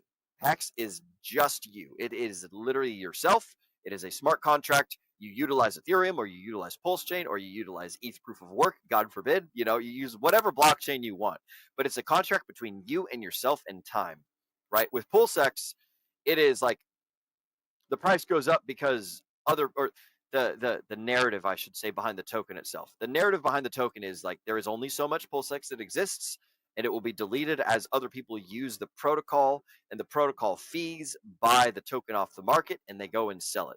So if nobody's using the protocol, then none of these fees are generating, then none of this stuff happens. So it's the better version of Pancake Swap, of Sushi Swap, of Uniswap, and it takes the fees and it actually uses it to push the token around. But it relies on other people doing things in order for that to happen. With Hex, it's nothing but you and other people. Now for price action, you still have to rely on other people, just like you would for PulseX. But the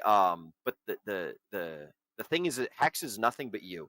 PulseX is the rest of the chain, right? So that's where I would personally separate the difference between Hex versus PulseX, pros and cons. Hex is all you. PulseX is the rest of everyone else. That's my 2 cents. What do you got, Z? I would actually maybe even give a slightly opposite viewpoint on that one, just from the user standpoint, which is that PulseX, limited amount, buy and burn. What's out there is out there. And then after that, it's just smaller market pool. So when it comes to the amount of moving parts, PulseX has a lot fewer moving parts to it. So you can have more certainty with PulseX from the fundamentals category. So that could be a pro or a con, depending on how you look at it.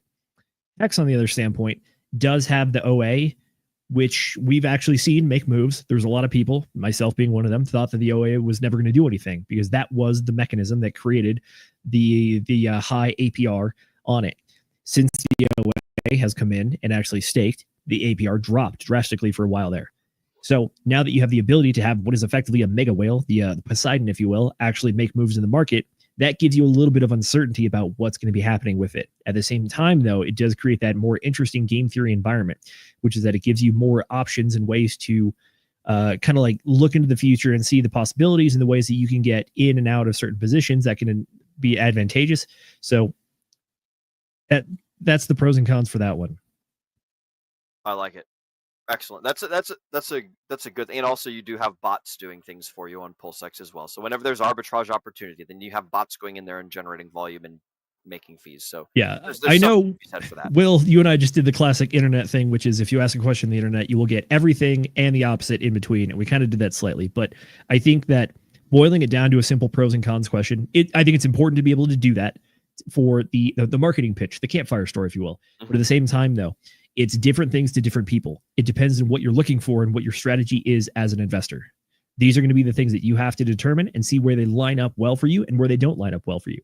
What might be a good option for someone else might not be a good option for you based on how you choose to engage with the market and what your overall strategy is. So there's no one size fit all thing. I mean, the only one size fit all thing is buy Bitcoin back in 2012 and just never sell it. But outside of that, though, you got to figure out what your strategy is, what you're doing, what your risk appetite is, and being willing to work within that. Absolutely. Learn your tools. Hex is a hammer, Pulse Chain is a sandwich, and PulseX is I don't know an airplane wing, right? Each one of these things does something different, and they're not all meant for the same people. If you're an airplane pilot, you're going to value a hammer a lot less than you're going to value an airplane wing. So like find the things, learn what each of them does, and find the thing that best suits you, and things of that nature. So that's what I got on that. We're going to continue on with the chat shoutouts, though, because I've got a very important one up next from Mr. Joshua Fogelman. Joshua Fogelman says that the boys from Jiffy Lube say hello. Hello to the boys from Jiffy Lube. We fucking love you guys. I shout out to all the boys at Jiffy Lube. I went and stopped over there not too long ago, and we had a great time. I was hanging out with them. That's where my buddy Josh is at often, and so shout out to all you boys over there at Jiffy Lube. I love each and every single one of you. Joshua Fogelman, Josh, my buddy. Oh man, I can't remember all you guys. A lot of Joshes. You could say they probably Josh around a lot. A lot of Joshes over at Jiffy Lube, but I love all you guys. And I tell you what, man, like when they took me down into the pit to see how they actually do the oil changes on cars and stuff, I was like, whoa, this is crazy cool, man. Because they were doing the oil change on my car, and I was like, hey, bro, can you show me like what's under there? Because I've never been there before. They're like, yeah, dude, come on over. So it was great. It was awesome. So shout out to all you guys. We freaking love each and every one of you. And speaking of love, we've got Tam Tam over here who says, hello, my lovelies. Hello to you too, Tam Tam. Good to see you. Glad we can have you with us tonight. Always we are a also pleasure. joined. Yep. We are also joined by Mr. Moonpilled Rational Optics, as we've brought up a couple of his chats yet that we've seen. Apparently he's got to go pick up some golf again. So that's good. No, he sent me a golf reel. There are certain entertainers that you can hire to join you and your friends when you go golfing to do certain things like bring you drinks, right? Clean your golf balls. Yeah, basically strippers. But I mean, it depends on how you want. I heard a rumor that there was one golf course that had a strip club nearby, and for a lot of their local tournaments, the strip club actually sponsored the events and sent some of the girls to like come help work stuff. And I was like, wild stuff, man. I love that. That is so cool. Like, definitely send the strippers out there. Go get the money. Go entertain the people. Everyone's gonna have a good time. Nobody loses. In the golf world, there are different crowds. There are people that will look at that and be like, "Haha, that's funny," and then there are the people that will grasp their pearl necklace, clutch the pearl necklace, and be like, "Oh, dare you, my sport, my gentlemanly sport." And it's like it does. Right, it is golf is gentlemen only, ladies forbidden, right? That's the the verbiage on that. As so I've heard, so I've been told. I guess it's just a small treat for Moonpill. When I was away in Italy, I did happen to go play a course over there called Ugolino. I just randomly booked it because it was nearby, but it turned out it was the oldest golf course in Italy, and my God, it was beautiful. Imagine playing golf in like the Italian countryside with giant olive and wine vineyards surrounding you, beautiful villas, a castle here and there. It was fantastic. Although I did randomly find that they had a Virgin Mary statue shrine near the 14th hole, and I only saw it after I may have flubbed a few chips and said some words that she would not have approved of, but it was funny. Oh man, it's sometimes we need to watch what we're doing in the presence of other people. Sometimes we need to, just kind of like let it fly. It's up to you guys. Again, same thing as earlier, like with the sandwiches and the airplane wings and the hammers. Like, know what you're doing, know your tools, and use them to your best of your abilities to get your goals accomplished. We've also been joined by one more gentleman who has hopped on with us over here. We've got Mr. Moondog. Love and light to the DGens. Love and light to you too, good sir. Absolutely love to see you, Mr. Moondog. Shout out to this guy. When I first met Moondog at a Hex meetup that I organized, man, we had such great conversations. I love my chats with Moondog. So good to see you, Mr. Moondog. Lots of moon folks in the in the Hexaco space. Almost like there's a theme. There's got Moonpill, we got Moondog. Yep. We've got where is he at? We've got Moon Mutt, all the moon gentlemen over here in the Hexaco space. So shout out to all the moon guys. And for some fucking reason, so right next to the star icon on StreamYard, which is how I save your guys' little chats for later so that I make sure I cover the right ones.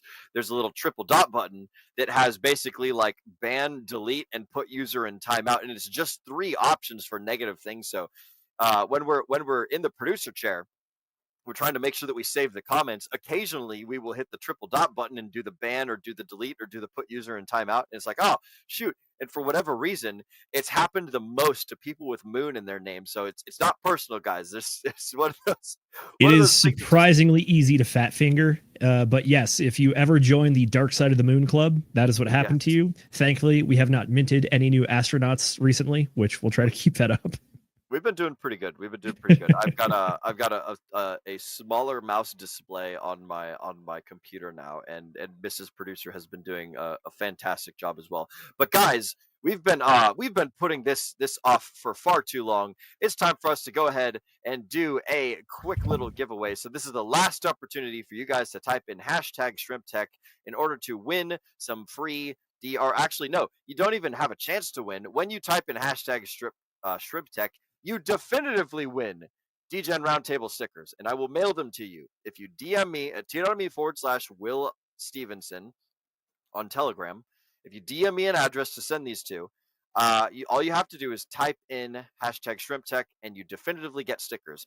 And not only do you definitively get stickers, but you also get the chance to win some magical extra stickers like these Hex.com ones, these other ones that I'm not going to show you guys because I just love fucking having secret information that y'all aren't allowed to know.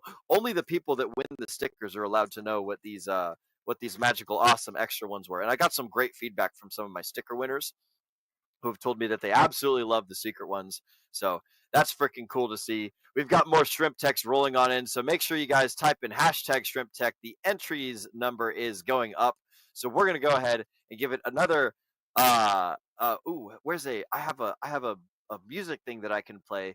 We've got some rising tension and we've got monkeys spinning all around. So we're going to play that while we wait for the last couple entries, and then we'll go ahead and roll the giveaway.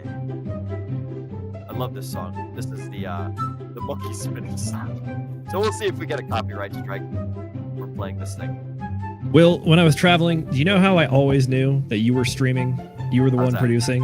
Is because I would get an email notification for the DGen Roundtable email, and it would tell me that, your latest stream has been copyright striked for some sort of music that was played. And I was like, oh, yep, that's Will. Absolutely. I don't think I've played anything that's copyright for this stream, but I definitely do like demonetizing our streams and things. So if I do happen to play fancy music, guys, don't send in any super chats because we won't get any of it. It'll all go to YouTube, or it'll all go to whoever made the music. So shout out to everyone out there that does those things. But I guess I got to be more careful as producer to make sure to only play copyright-free sounds and things. So who knows if monkeys spinning is copyrighted or not. So I don't think that one is. Show. Okay, that is a very popular sound effect that people use on their videos. All right, let's get it going, big dog.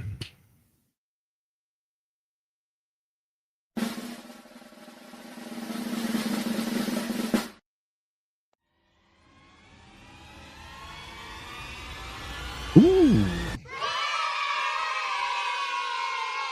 Will, you are muted, good sir.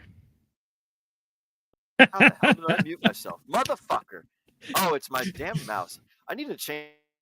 Yep, there it is. I have a button on the thumb of my mouse where I can just press my mute button over and over again. Congratulations, Mr. Moonmutt.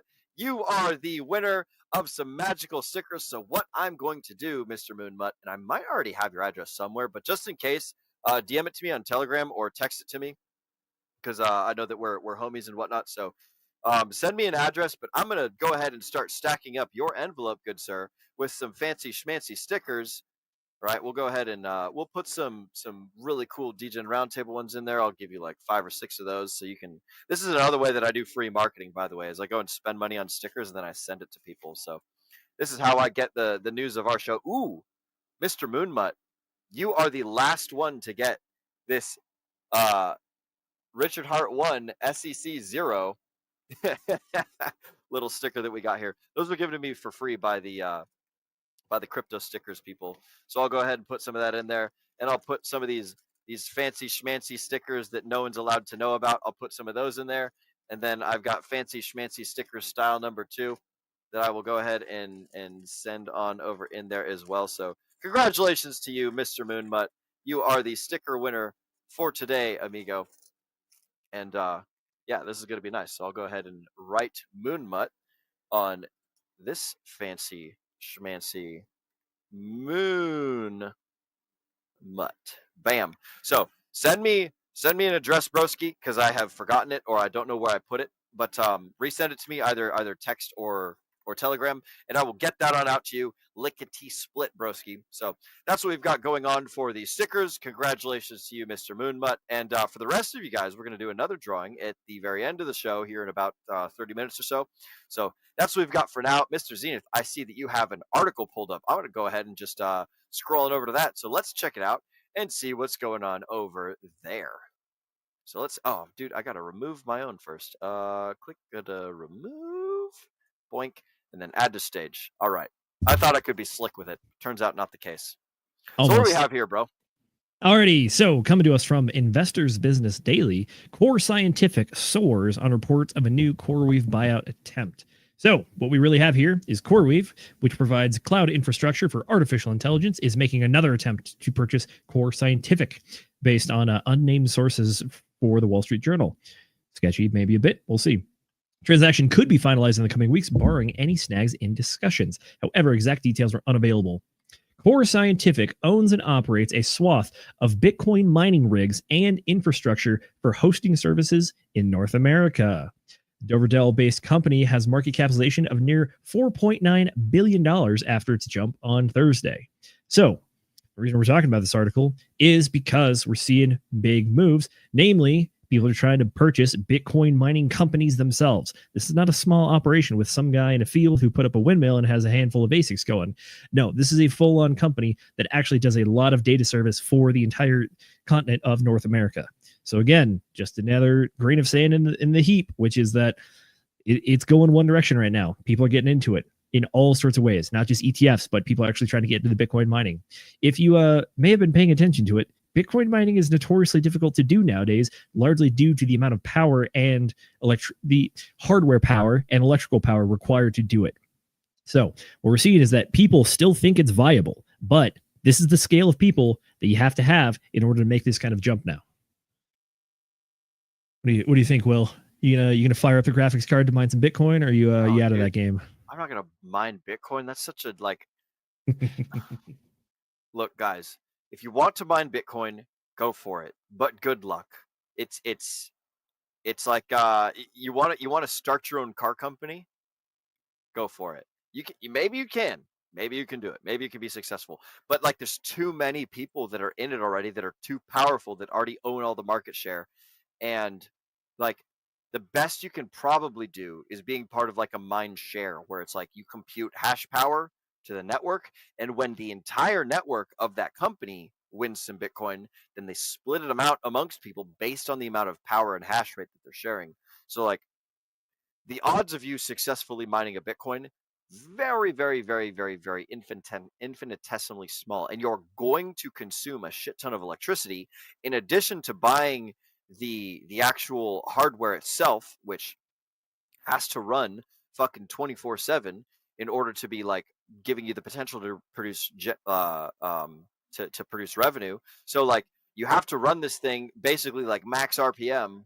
So it's like, imagine you're just sitting there redlining your engine and constantly pouring more gas into the tank, you know, and then occasionally the engine will shit out a gold nugget. You know, it's like, how many gold nuggets does it have to shit out in order for you to justify putting all that gasoline in that engine and redlining the engine? And the engine's only going to last you for fucking 2 weeks if you're fucking sitting there redlining it the whole time. So it's the same sort of thing that applies to Bitcoin mining companies. It only works for people that can get gasoline really fucking cheap, or for people that can offload their computer that's specialized advanced I can't remember what ASIC stands for, but ASIC is basically like a purpose-built computer that only does one thing. It doesn't like browse the web. It doesn't play games. It literally only does one single computation. It does it very well, very fast all the time. So buying a computer that can only do one thing, that's super expensive, that's going to be obsolete in a couple of years because of like the complications of math and the way that quantum technology is going to get better, and other people are going to be able to do computations more and faster than you. Like it's a game that you can play if you really, really want to, but I wouldn't do it. I would be more interested in going and buying a grilled cheese shop and trying to sell grilled cheese out of the back than going and buying a Bitcoin miner, because it's like, there's too many people that are already doing it way better than you, and they've already got the systems, they've already got the money, they've probably got a kick-ass electricity deal. You know, I know that back in the beginning, there was a lot of people going to Airbnbs and just racking up a hell of a fucking electricity bill.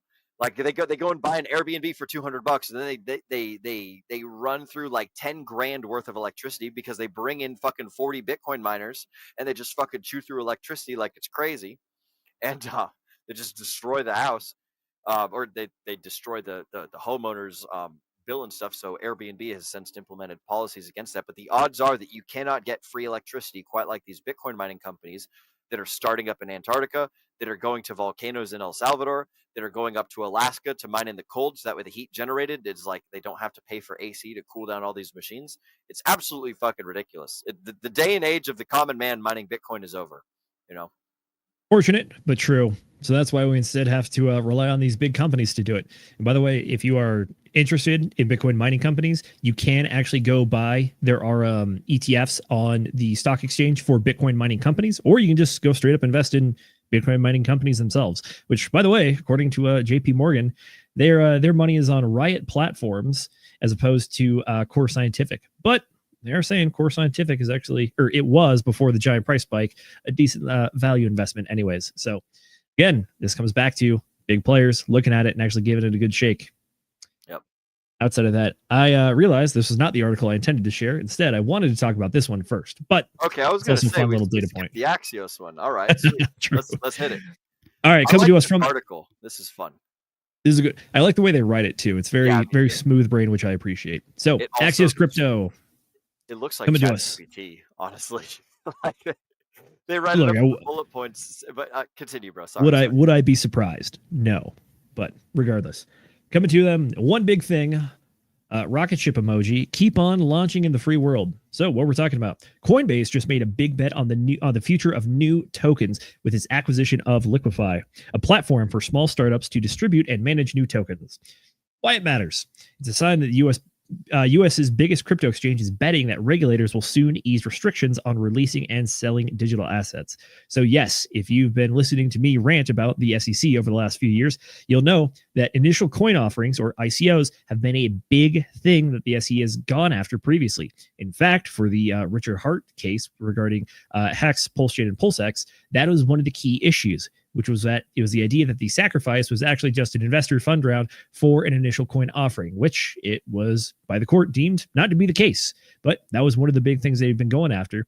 So if you are a massive corporation and you have an obligation to your shareholders to maximize profit and reduce risk and legal issues, then would it make sense to invest in things that allow you to make initial coin offerings? Conventional wisdom says no. But Coinbase is actually making a bet here. That's the point of this article. The point of the article is that Coinbase is actually putting their foot down in an area that was previously deemed untreadable. What they're doing here is they're potentially using Liquify to actually create their own token launching platform, basically just hijacking Liquify. But it's important because this is a bit of a change in the winds, which is that we don't have any official regulation yet on initial coin offerings from the SEC, but we have a lot of lip service about the SEC is trying to make the investing space or the crypto space more friendly to crypto in general, especially inside of the United States, which, by the way, Coinbase is a US-based company. And fun fact, they are the custodian for a lot of those Bitcoin ETFs. So Coinbase is, in my personal opinion, the largest player in the space right now, considering that they're the one that BlackRock operates through. And also the fact that I do believe they are the largest platform in and of itself when it comes to centralized exchanges. So what we're talking about here is actual launching of tokens on this platform. Let's get back into it a little bit more. How it works. Liquify is a platform that manages all facets of how a new token enters the world. Everything from automatically distributing tokens to investors and team members per the vesting schedule to facilitate public launch distribution, whether it's a sale or a giveaway. It's a tokenized version of Carta, which early companies use to distribute equity shares.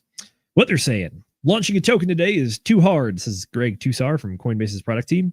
I don't know about that one, considering that Pump.Fun is something you can do, or Pump.Tires if you're a pulse chain person. I think that's kind of like a bit of an overstatement just to kind of get his point across. Like I agree. Yeah. He said, we want to remove these barriers by providing both the product and the expertise to make that token launch simple, compliant, and scalable. I will give them their kudos on this one, which is that trying to do token launching, designing a product and actually launching it, as opposed to just a meme coin through Pump.Fun or Pump.Tires, which we talked about, it is a bit difficult. But if you have a professional team from a professional company helping you out, it suddenly makes the barrier to entry a lot lower. Zooming out, millions and millions of dollars have flowed through other token launch pads, most particularly at Binance, a Coinbase competitor, you might say, the world's largest crypto exchange. Its program launched some of the most well-known projects in crypto, like Polygon, the Sandbox, and Axie Infinity. For several years, any exchange doing its best to stay on the good side of U.S. regulators has had to steer clear of getting involved in this early action. There you go. That's what I was talking about. In 2017, companies raised several $1 billion selling tokens to the public in what is known as initial coin offerings until the SEC cracked down in early 2018. The impact here. The real value for exchanges in the long tail of these new offerings, with folks trading new tokens they missed buying. All that trading is the real revenue driver for the crypto exchanges. So if they can help you launch tokens, pretty much means that people are going to trade the tokens. So it's people trying to own the casino in this standpoint, but it's already the centralized exchanges, so they had a good chunk of that action to begin with. This is just one more incentive to do so. Yes, but U.S. regulators are now approaching the crypto industry and token issuance question in a whole different way. The SEC has held hearings about how to change regulations to fit the new landscape of blockchain technology. One of the most immediate questions for the agency will be how to launch and distribute new tokens. Here's the thought bubble from Axios here. If Coinbase were to use this acquisition to build some kind of launchpad, then a US-based startup will be able to build up a bunch of excitement and users for its product. Then, when it's ready to go live with the token, it can just tell followers to register for it on Coinbase. No weird wallets or strange on-chain song and dances. No VPNs to fake not being in the US. Just log in, click, and buy. So I will say this is a nice benefit, which is that it's trying to bring it back under the good graces of the SEC, as opposed to people trying to operate in the gray or the gray market or just do the VPN spoofing like they're talking about here. This is good. It allows it. It reduces downside, and it actually brings it into the sphere of legality, clear legality, not just wondering whether these questions are going to be answered or not, but definitively saying, yes, we still have to wait for that from the SEC, but based on having hearings, based on the new leadership, all the stuff we've gotten so far, I think everything's kind of pointing in that direction. And I like that it also makes it easier for normies by making it like, hey, you don't have to worry about, go and start your own wallet, go and get a VPN, blah da da. Like it starts at the crawl, and then later on in your crypto journey, you can learn to walk, you can learn to run, you can be self-sovereign. But this is the good marketing first step. Hey, you got a Coinbase account? No worries, you're already KYC'd. We already know who you are. You don't have to do the VPN game. So it's like you get to skip a little. You don't have all of the self-sovereignty stuff that we always like to talk about, because we want everyone to be adults. But before you can be an adult, you have to be a young adult, then you have to be a teenager, and you have to be a kid, and you have to be a baby before that, right? So if we start people off just like, hey, welcome to crypto, you skip adolescence all the way up to, now you're 19, now get in the car and learn to drive. It's like, it's not necessarily always the best way to bring people into the space. So I do like that Coinbase is offering this. I won't personally be doing it that I think of, but if they make it easier, they make it legal, they make it, something that it's like, hey, it gets more people into the space, and then eventually they probably come and join, or at least the ones who are interested in becoming sovereign, they come and hop on my team, and then we can welcome them with open arms. So my thoughts anyways. True. I do want to bring it back a little bit to talk about this, though. The product that they're talking about here, this is a launch pad. You may remember that we've talked about launch pads on DGen Roundtable before. There's been a bit of a sketchy history with launch pads, largely due to the unclarity of how to do initial coin offerings in crypto. You kind of have those tinfoil hat stories about like, oh, this company offered like a secret sale to their personal friends before they started offering it to their first round investors even. And you get these weird layers of who got it first, who got it cheaper, who's going to dump on who, all that kind of stuff. Yeah. So launch pads do have a bit of a sketchy history, but theoretically, if Coinbase is getting in on it, then it means that they're probably going to be trying to do everything above the board. That being said, it means that this could theoretically help upgrade that process and make it less cloak and dagger kind of style of doing the secret stuff in the shadows, as opposed to just like doing the marketing, doing the launch on Coinbase or their platform, and just being like, boom, press the button, go. So it could clarify issues there, but at the same time, though, I personally am still wary of launch pads, despite who's launching one of them and the stuff that they launch on it. At the same time, though, this does feed into another narrative that we've been talking about, which is that it is now the current day, whatever current day you're watching this, or any day in the future, that day is always the day that is the easiest time to launch a crypto in history. It only gets easier day by day. And with that being said, there's only going to be more tokens launched. So when it comes to stuff like this, I would not be surprised if it doesn't catch on a lot, because the market does have a lot of other options that we already talked about, like pump.tires, pump.fun, the ability for you just to go launch like a meme token. It's so easy. I think, I don't know what the number is for the amount of cryptos that are actually out there in the wild now, but I'm pretty sure it's north of 10,000 if my memory serves me it's right. hundreds. It's hundreds of thousands, because I believe of things like pump.tires and pump.fun. They're like hundreds, if not even millions. So like exactly, it's crazy, man. The vast majority of them, like 99.9% of them, are not worth the electricity you use to see it on your computer screen. Yeah. That being said, though, I think the difference between this one and the other stuff that we mentioned in the previous breath there is that if this is able to be used for projects that are a lot more complicated than just a simple meme coin, this does have actual real world application to it. Building projects is hard, and building good projects is damn hard. So to people that build good projects, I think that this is it's one more avenue or another tool in the tool belt that you can use to get your product to market. These are good things. Having easier access of getting good things to the market it's great, because it allows you to kind of clear out the chaff a little bit and separate what is an actual good project as opposed to what is just a pump and dump, or even just a meme coin that's not going to go anywhere ever. This kind of stuff, I think, is good for the future of crypto, especially if they can do it right. That being said, the other side of that coin is if it goes wrong, it can go very, very wrong, especially when you're operating through a company that is as large as Coinbase is. So again, it's always a double-edged sword, but we can only hope that people are doing it in their own best interest, which is to do it well and to make money instead of just shoot themselves in the foot. Yep. Bear traps are very useful, but you shouldn't go throwing bear traps around everywhere. Bear traps are great, but don't step in them or like know what's going on or something like that. But yeah, like I thought it was pretty interesting what they were talking about with lo-fi and how they're going to be using that to do more like basically normie entrancing into the marketplace. There were some other things that they had in that article, like there's fucking basically CBDCs entering into like 49 different countries. I think that's important. They're starting to think about like one of the things they started talking about was like profiling the crypto voters. It's like, when people think about cryptocurrency, the first thing that springs to most people's mind is like, oh, it's a white Republican dude who gets all of his information out of YouTube. And it turns out that the only thing that's factually true about that is the last part where everyone gets all their info out of YouTube and probably Twitter. But like, it turns out that like there's a ton of Democrats, there's a ton of Republicans, there's a ton of like independent people in the crypto sphere, and there's just that was a really good Axios article. And like I enjoyed that one a whole lot. Was there any other thoughts that you had on it before we move to the next? No, I do just want to bring it up real quick though, just to show the folks. Sure.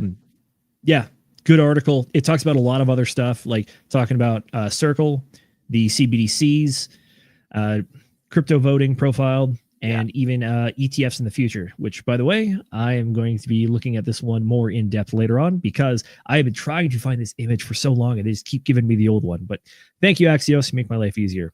By the way, I do want to talk about the CBDC pilot in 49 countries, though. I think this is an important topic that we want to, I think this is always important to harp on. So apologies if it's repetitive, but it's important to keep the message going. The US is very much sitting out the move to digital fiat, but projects are taking off around the globe. I would argue that's a good thing. What we're watching, central bank digital currencies, is either the natural evolution of money as we know it into the digital age or the final step into total surveillance dystopia.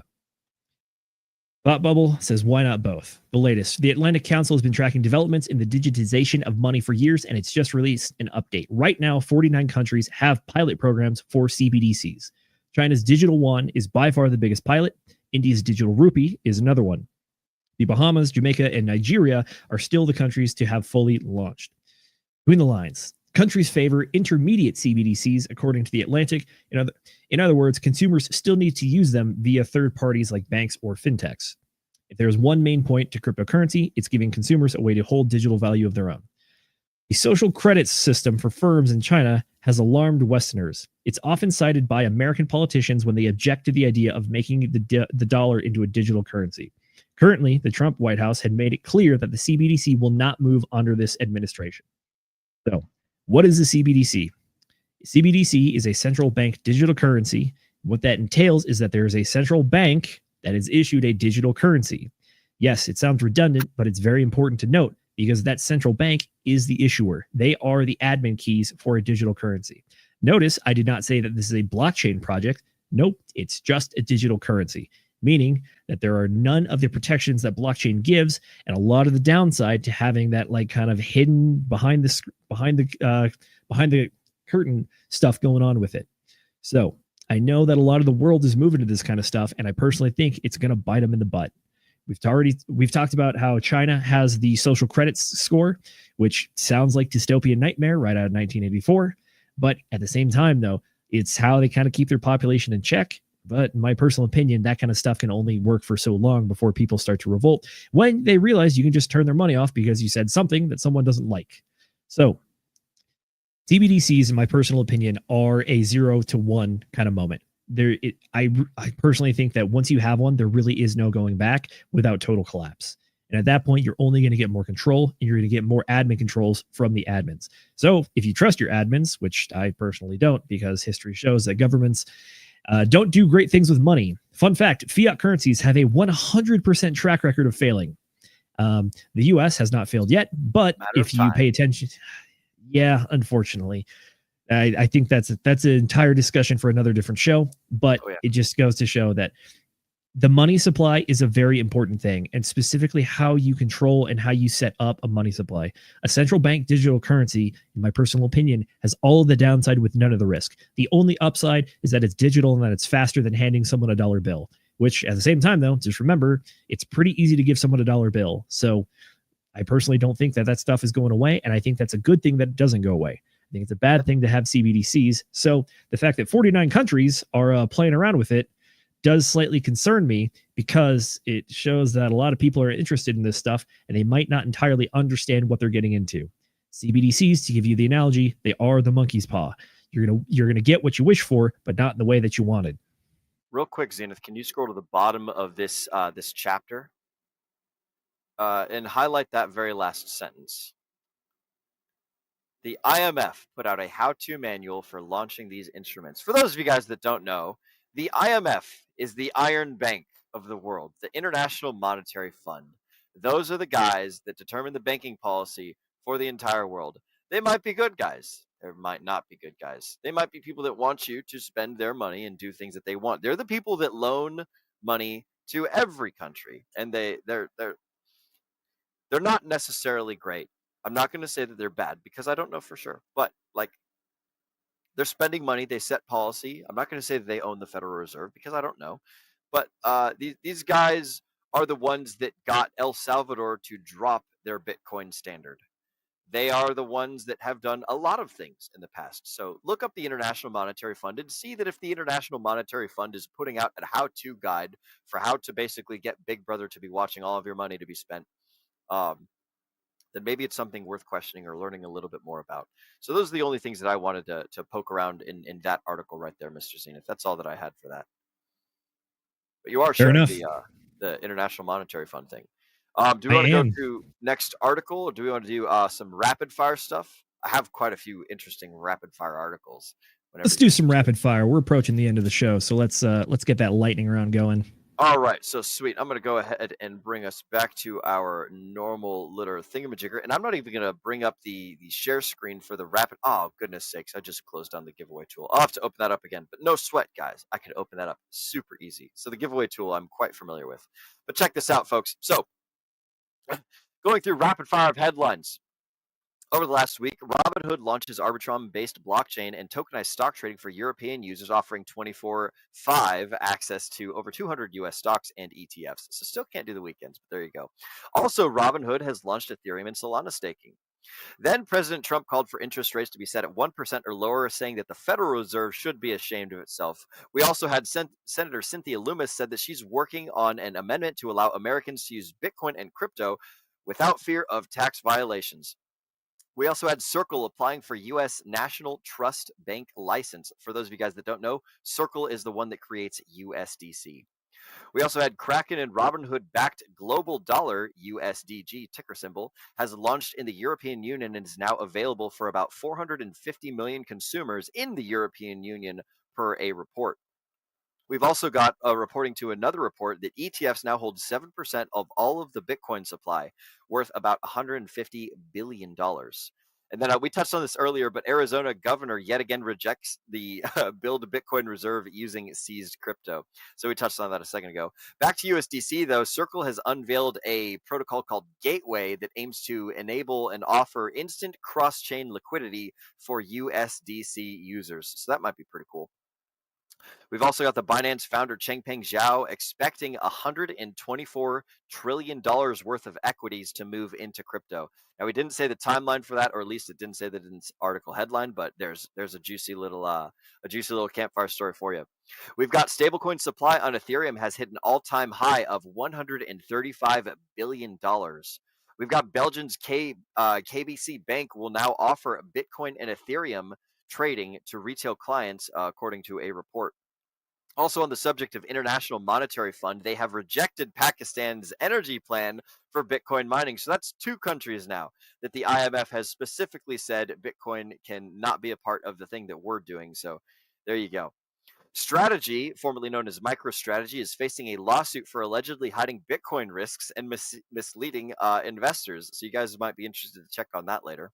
We've also got Senator Cynthia Lummis again has proposed a tax bill with a $300 de minimis rule, ending double taxing on mining and staking, and also aligning with digital assets with traditional finance. So it's a nifty bill from the sounds of it, but we haven't looked into it further. It's just, again, this is just the headline. The U.S. House has officially passed President Trump's One Big Beautiful Bill. In case you guys have not heard that, I believe, I don't know, Zenith, has it gone through the Senate? I think it started in the Senate, didn't it? But if it's gone through the House and the Senate, then it just needs to be signed in by the old Presidente himself. So the TLDR on that one is that the bill goes to both houses. They make their changes. So went to the House. The House and the Senate. Correct. The House and the Senate. House had it for a while. I want to say all bills have to originate in the House. Oh, okay. So it starts in the House. The Senate could start some. Okay, sorry. Continue. Got in the House, went to the Senate. There were some updates. There's a big hubbub about the Senate parliamentarian just outright striking out a bunch of language from the bill, even though they're not an elected official to write legislation and they're just appointed. But that's neither here nor there. I may be particularly salty because they specifically striked out the part that was the removing short barrel rifles and suppressors from the NFA list, which would have been fantastic. But instead, they struck it out and replaced it with we're just going to get rid of the $200 tax on it, going down to zero, even though they said that they got rid of it because it is a tax, and then they got rid of the tax. That's something that's going to come at the courts later on. But as it stands right now, I believe that what was put into the bill was that there is no, they removed the $200 tax part from getting a suppressor for your pew-pews, and still got to do the fingerprinting process, which is what we're trying to get rid of, but that's neither here nor there. So Senate made the changes through the parliamentarian. Then it got passed in the Senate. So the Senate signed off on it, and then it went back to the House. And there was a big question about whether or not they actually had the votes in the House to get it done, but they did. So it got signed by the House, and now it is going to the desk of the President of the United States. Well, there you go. Fucking A. I have a feeling that the big, beautiful bill is going to be passed. So there you guys go. So continuing on with rapid fire, we've got 8 dormant Satoshi era Bitcoin wallets just reactivated after 14 years, moving a total of $8.6 billion in Bitcoin since last night. And this was actually not last night. This was on Friday, July 4th. So there you go. We've also got Turkey blocking Pancake Swap over unlicensed crypto services, according to a report. We've also got a whale moving 70,000 Bitcoin worth $7 billion linked to Roger Ver. An on-chain analyst says that he's among the richest now. Again, guys, this is a headline. This is a campfire story. Who knows if it's linked to Roger Ver, but hey, 70,000 Bitcoin. There you go. We've got music icon Drake has mentioned Bitcoin in a new song. I look at this shit like a Bitcoin. Could be down this week, then I'm up next week. So there you go. JP Morgan says that DeFi and TradFi are converging fast, citing pilots with Chainlink and Base. So there you guys go. More bug eaters talking about bug eater things. TradFi and DeFi are coming together with Chainlink, which is, you know, the International Monetary Fund and the World Economic Forum. That's their baby. That's their protocol. And also Base, which is, you know, the blockchain that is for Coinbase. So Coinbase has been elected to be like, you know, the US, but not elected, but like the de facto chosen one of the U.S. Crypto trading platforms. We've also got Invest America Act has cleared Congress and every U.S. child to get a $1,000 S&P 500 starter account at birth, per report. So Invest America Act basically gives kids $100 grand, or not $100 grand, $1,000 of S&P 500 starter account at birth. So I don't know when that starts, but apparently kids are starting to get S&P 500. I wonder when the quickest they can liquidate that is. Sure. I mentioned By the way, earlier. Will, I do have a small correction. Yeah. So the bill was officially passed on July 4th during a ceremony. So Trump has officially signed it in. And then so the basic of what's inside is tax reductions, tax cuts were pretty much made slightly permanent. Deep cuts allegedly to Medicare and SNAP, removal of clean energy incentives, and increased spending on defense, border security, ICE, and AI-related provisions. Projected fiscal impact, it adds around $3.3 to $3.4 trillion to the deficit over the course of 10 years, while causing. Thank you, ChatGPT, for your spin on all of this. Yeah, they're a little bit biased. Well, they're not biased. The internet's biased, which is where it gets all its info from. So, as far as the crypto part of it goes, no direct crypto provisions. There was something submitted by Cynthia Loomis aiming at tax mining and staking at sale that you mentioned previously, but that did fail to pass, so it did not get included into it. And ChatGPT is telling that there are indirect macro effects, which is that this is a huge federal deficit, which could further erode faith in the U.S. dollar, reinforcing Bitcoin's image as a hedge against that. It's trying to tell me that tax cuts boost disposable income, which may lead to increased retail investment in crypto. It's like, all right, sure, man. Yep. So you can deduct up to $25,000 of qualified cash tips per year from your federal taxable income for 2025 to 2028. Income limits, deduction phases out beginning at $150,000 of modified adjusted gross income for individuals, or $300,000 for joint filers. Non-cash tips remain fully taxable. Payroll taxes are unaffected. You still owe Social Security and Medicare FICA taxes on all tips. The bill doesn't change that. That's fucking gay. And state and local taxes, tips are still subject to state and local income tax. It's only federal. As for overtime stuff, federal income tax deduction, you can deduct up to $12,500 of qualified overtime compensation per year for overtime mandated under the Fair Labor Standards Acts for tax years 2025 through 2028. Overtime pay must exceed the regular rate as defined under FLSA. You can't combine tip deductions with overtime deductions on the same income, so no double dipping. Payroll taxes are unaffected. You still pay FICA on overtime. And income thresholds, you qualify once your earnings exceed $15,000 annually or $30,000 for joint. But benefits skew toward higher earners, nearly 45% savings to those over $360,000. So that's the quick little Chat GPT thing. I will go ahead and look through this a little bit earlier, and then we'll talk about it on a later stream, I'm thinking. But yeah, those are some of the big beautiful bill tax things that we got going on. So that's some good stuff over there. Oh snap! Shout out to RH Max. Shout out to RH Max with the Quattro Cinco super chat that he gave us. Let's go. I hope to God that I didn't pay any copyright music for this stream because fucking shout out to you, RH Max. If I did pay copyright music, then I guess those guys are getting some fucking money. But good to see you, Max. Welcome to the channel. I just rolled back in here and saw that stuff. So that's freaking. That's oh my God, and he's chewing you out, Zenith. You returning my messages would be good, bro. Yeah, Zenith is I can attest to when Zenith is off on vacation, he is off on vacation. He doesn't respond to shit. So he has been out enjoying the world like he should be. I'm not saying you should be ashamed of yourself, Zenith. I'm backing you up here.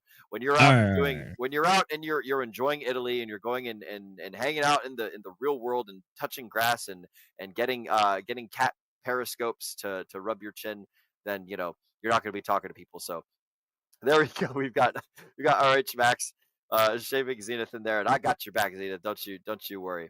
We've also been joined by, oh shoot, where did he go? I know I saved you here. We've been joined by Mr. Ken Turian 54X says, what's up, DGens? Catching the replay. Good to see you, Ken Turian.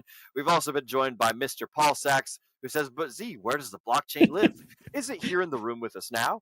Shout out to Paul Sachs. Zenith and I were over at the hearing where she said this live, so it was absolutely fantastic. For those of you guys that don't know, the judge that was overseeing the hearing for the Richard Hart trial asked the SEC, the Security and Exchange Commission of the U.S. government, do you have jurisdiction over the blockchain? Where does it live? Is it here with us now? So good to see you, Mr. Paul Sachs. Thank you for bringing that up. We're also joined by Mr. Brendan of the DGen Roundtable, who says, hello, friends. Hello to you too, sir, Mr. Brendan. And then again, as I've said earlier, we've been joined by Mr. RH Max. Thank you, good sir, for the super chat. Glad that we could have you with us tonight. The man, the myth, the legend, yep, the public shamer of me not responding. Sorry. Oh, I mean, by the way, RH Max is doing big stuff. I believe we have a Pulse X conference coming up soon that he is the one organizing. So if you're interested in being a speaker, go check him out. Go check out his page for it, and you can apply to be a speaker, or you can just be a cool cat that watches. So that's coming up in the near future, by the way. Check him out. We love you, RH Max. I hope you saw this response from Mr. Paul Sachs. RH Max's dad must have unfroze his 14.3-year Bitcoin wallets and paid him his allowance. So oh, broski. We fucking love you, Max. Go check out his Pulse X conference. Go check out his everything that RH Max does. He's a freaking scholar and a gentleman, and we loved it. We love to have him with us and everything that he does over there in his neck of the woods. Real quick, couple more headlines. I've got 4 more for rapid fire. We've got BlackRock now holds $4.5 billion worth of Ethereum. Their market share is 42%. They have 1.7 million Ethereum for the ETFs. So ETHA would be what that is called. Grayscale is next in line with 27% at 1.1 million, and then Grayscale Mini is after that at 12.6%.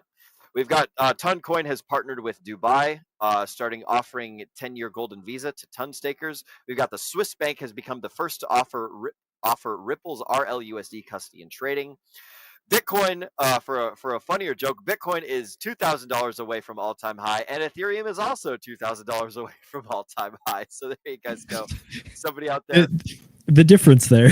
It doesn't sound subtle, but it is. But I thought that was hilarious, so I would read that as well. And then This is from earlier in the week. We've got SEC has approved Grayscale Digital Large Cap Fund conversion to an ETF, which includes Bitcoin, Ethereum, XRP, Solana, and Cardano. So there you guys go. That has been the rapid fire of all of the news. I've never read the crypto news things that fast before. So my God, I was like glad that I stacked those all into one document. So, but there you guys go. Let's go ahead and move to close the show. Thank you all for joining us, by the way. It's been an absolute blast. But you especially, Zena. Thanks for hopping in here and hanging out with me, buddy. I've been holding it down, but it's been awful lonely over here, just me doing my own little campfire stories. So I'm glad to have more folks back. Hopefully Agent J is rocking and rolling. Everything's going well for him. I've had Nate and Cass hop on a couple times, and Brendan has been on more than a few times. So shout out to all you guys hopping in here and joining me. It's good to see the DJ and Roundtable have more than just me running my mouth about things that I don't know. So thanks for joining me, broski. And thank you all at home for joining as well. We love each and every single one of you guys. Y'all are the fucking best. Mr. Zenith, broski. Any final thoughts before I ask you where can the folks find you and what have you got going on? We have a Federal Reserve meeting coming up at the end of the month here. So we're about 24 days away from that. July 30th, we're going to be getting an update on the Federal Reserve and maybe an interest rate cut. Who knows? But I wouldn't bet on it. I don't think they're going to be obliging Donald Trump's request and setting the interest rate to 1%, because that would have some serious implications. Not in good ways, cool I don't think. I would like it. I'd refinance my house, bro. I'd get a fucking great rate. It would pump housing markets. You'd see a lot of sales, a lot of refinances probably. But if they did that, housing prices would probably like go up by 50% in the course of like 6 months. Hey, on top of where they already are. That'd be cool. That'd be awesome. And then the value of the dollar would plummet, and the price of eggs would skyrocket, and the price of gas and blah de da da. So, anyways, the Fed's having a meeting, and D Trizzle wants them to do some silly things. Yep. Keep an eye out. That's probably your macro event. I want to say we have what I'm looking for. Inflation readings coming out. Not the next week, but the one, not this week, but the week after, I believe. That's when they come out. So macro stuff to keep your eye on. Outside of that, though, good to be back. I am back for good, effectively. Done all the traveling and stuff, but that is out of the way. And now we're getting back to the usual routine here. So we're going to be doing book club. We're going to be doing the Sunday shows. Going to be hopping on some Wednesdays when I can and doing all that lovely stuff. But outside of that, yeah. Folks, you can find me on Instagram and Twitter, or now X, at ZenithDI. Catch me out there. And then probably catch me out over on RH Max's stream when I get back to his messages. So shout out to that guy as well. Will, what you got? Excelente. I appreciate it, Zenith. I'm sure Max appreciates it as well. I wish to God that I was not working during that time, because I would love to be a part of the Pulse Chain conference. But unfortunately, I'm stacking towers 12 hours a day, almost 7 days a week. So I barely have enough time to like throw off my harness, come over here, like wipe the dirt and dust off my face, and hop on the computer in time to stream and things. But that's where you guys can find Zenith stuff over there. Again, check out RH Max's channel. Go to his Twitter or his X at RH Maximalist. That's what he's got going on in the future. So great guy, great products, great stuff that he does over there, and brings a lot of people together. So fucking love you, RH Max. As far as things having to do with me, you guys can find me and all of my socials from the Pulse domain will.pls.fyi. That's where all of my stuff is at. Reminder for you guys that are out there that have typed in hashtag ShrimpTech, then you need to send me a DM, preferably on Telegram, but you can also send it to me on Twitter, on Facebook, on whatever the heck is your preference. But send me a DM of an address to send these stickers to. If you type in hashtag ShrimpTech, then you get free motherfucking stickers. So I will send these bitches to you guys. And we're about to do our final sticker giveaway drawing. So you get to win these, or you get these for free by typing in hashtag ShrimpTech in the comments. All you got to do is send me an address to send it to, and I will throw it in one of these fancy schmancy envelopes right here. I'll slap a stomp on it, and then I will send it your way, and it will be a great time. And then you guys can send me all sorts of spam mail over here where I'm stacking towers at. It's a business address, so like, fucking, I don't know what happens to it. But there you go. That's my return. As far as stuff I'm doing in the near future, I am working with more of the folks over at bit.ly/hex_meetup, which is where I try and help folks organize their own little small scale hex meetups. So it's the Meeting Hexagons Telegram room. If you guys are a hexkin and you want to meet other hexkins in real life, then again, go to t.me or bit.ly/hex_meetup. And that's how you go and meet hexkins in real life. The more hexkins you meet up, the more excellent conversations you can have. The more you guys can figure out, like, oh, where do we send all these fancy schmancy RH postcards? Where do we go and teach people how to open up bubble wrap packages that have some sort of electronic thing with a CR 2025 battery inside of it? Who the fuck knows? But go over there, start some meetups, go hang out with people, go talk about the cool things that you're doing, and invite people to join you. Don't just show up and be like, hey, what's going on in Amsterdam? It's like, nobody cares what's going on. You go make the world a better place your damn self, and invite people along. That's how you do awesome meetups. That's how you do great things. That's all that I do when I hop on in there. So go check out bit.ly/hex_meetup if you want to go meet other hexkins. And that's all I've got going on in the near future. I'm in Dallas, Texas. If anyone is over here wanting to hang out, I live down in Cedar Hill, and I'm looking to bounce around Dallas as soon as I'm done stacking this tower. If y'all want to come see how a TV tower is stacked, come hop on by and I'll fucking give you a tour of the site. It'll be crazy cool and awesome. That's all that I've got going on in the near future. As far as the DGen Roundtable, check this out. I'm going to do full screen for myself here. So the DGen Roundtable, youtube.com/@DGen Roundtable is live every 8 p.m. Eastern on Wednesday, where we talk to guests and talk to community members. On Friday, where we cover books, we do book club and stuff. And then on Sunday, such as today, where we cover the news of the last week in the cryptocurrency sphere. So that's what we've got going on for the DGen Roundtable. You guys can check us out over here. Do we have a book club idea, Mr. Zenith, for the next book that we want to cover? You were mentioning Aaron Clary earlier. I'm a little. I also mentioned Thomas Sowell. If we're feeling, if you want to get into something thick, let's get fucking thick, bro. Because I've been doing nothing but teaching people how to do shooting and reading Green Eggs and Ham and the Declaration of Independence and all of the white papers that I could find. So, what are you thinking? I am thinking I'm going to do an Uncle Z classic of I torture everyone by suggesting a very thick and dense economics book. So we're going to cover Basic Economics by Thomas Sowell. Basic Economics by Thomas Sowell. I'm going to type that in. Basic Economics. Cool. That sounds like a good book. It should be very good. By Thomas. Do you know who Thomas Sowell is? Sowell. Nope. I've heard that name before. I think that we did it before, but I just put that in the book club Telegram. So shout out to everybody in the book club Telegram. Y'all will see that super sloppy intro there. But I gotta go find the book. Is there an Audible for it? Yes, there is. Okay. Basic Economics. The 4th edition is the one I'm going to pick up. Okay. The 4th edition. How many editions are there?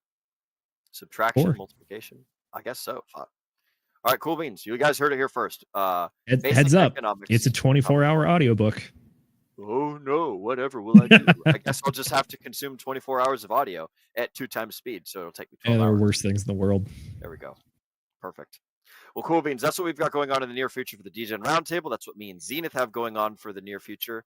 Other than that, I think it's time to read the end of show copywriting and make sure that I've got my trigger finger ready, because that's part of the whole thing. So let's see. Just spin the wheel one more time. Oh, shit. I'm glad that you said that, because I had totally forgotten. Let's see. I need to pull up StreamYard.com/giveaway.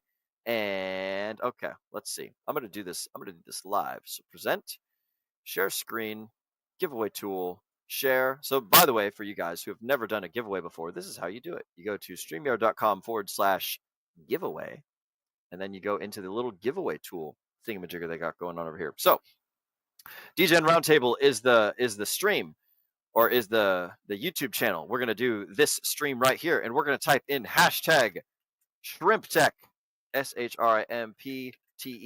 Doesn't matter if it's capitalized or not. I just like to do that, so that way everyone already knows. Oh, there's 3 entries. Wait, why are there 3 entries? There should be 6 more. last time. Yeah, we had 6. How the hell did that happen? Huh. Well, I don't know. But anyways, we're going to do it. We're going to go ahead and click this draw button. I need to make sure that I've got my sound effects ready. So that way we can do some cool ass sound effects. So here we go. Monkey spinning.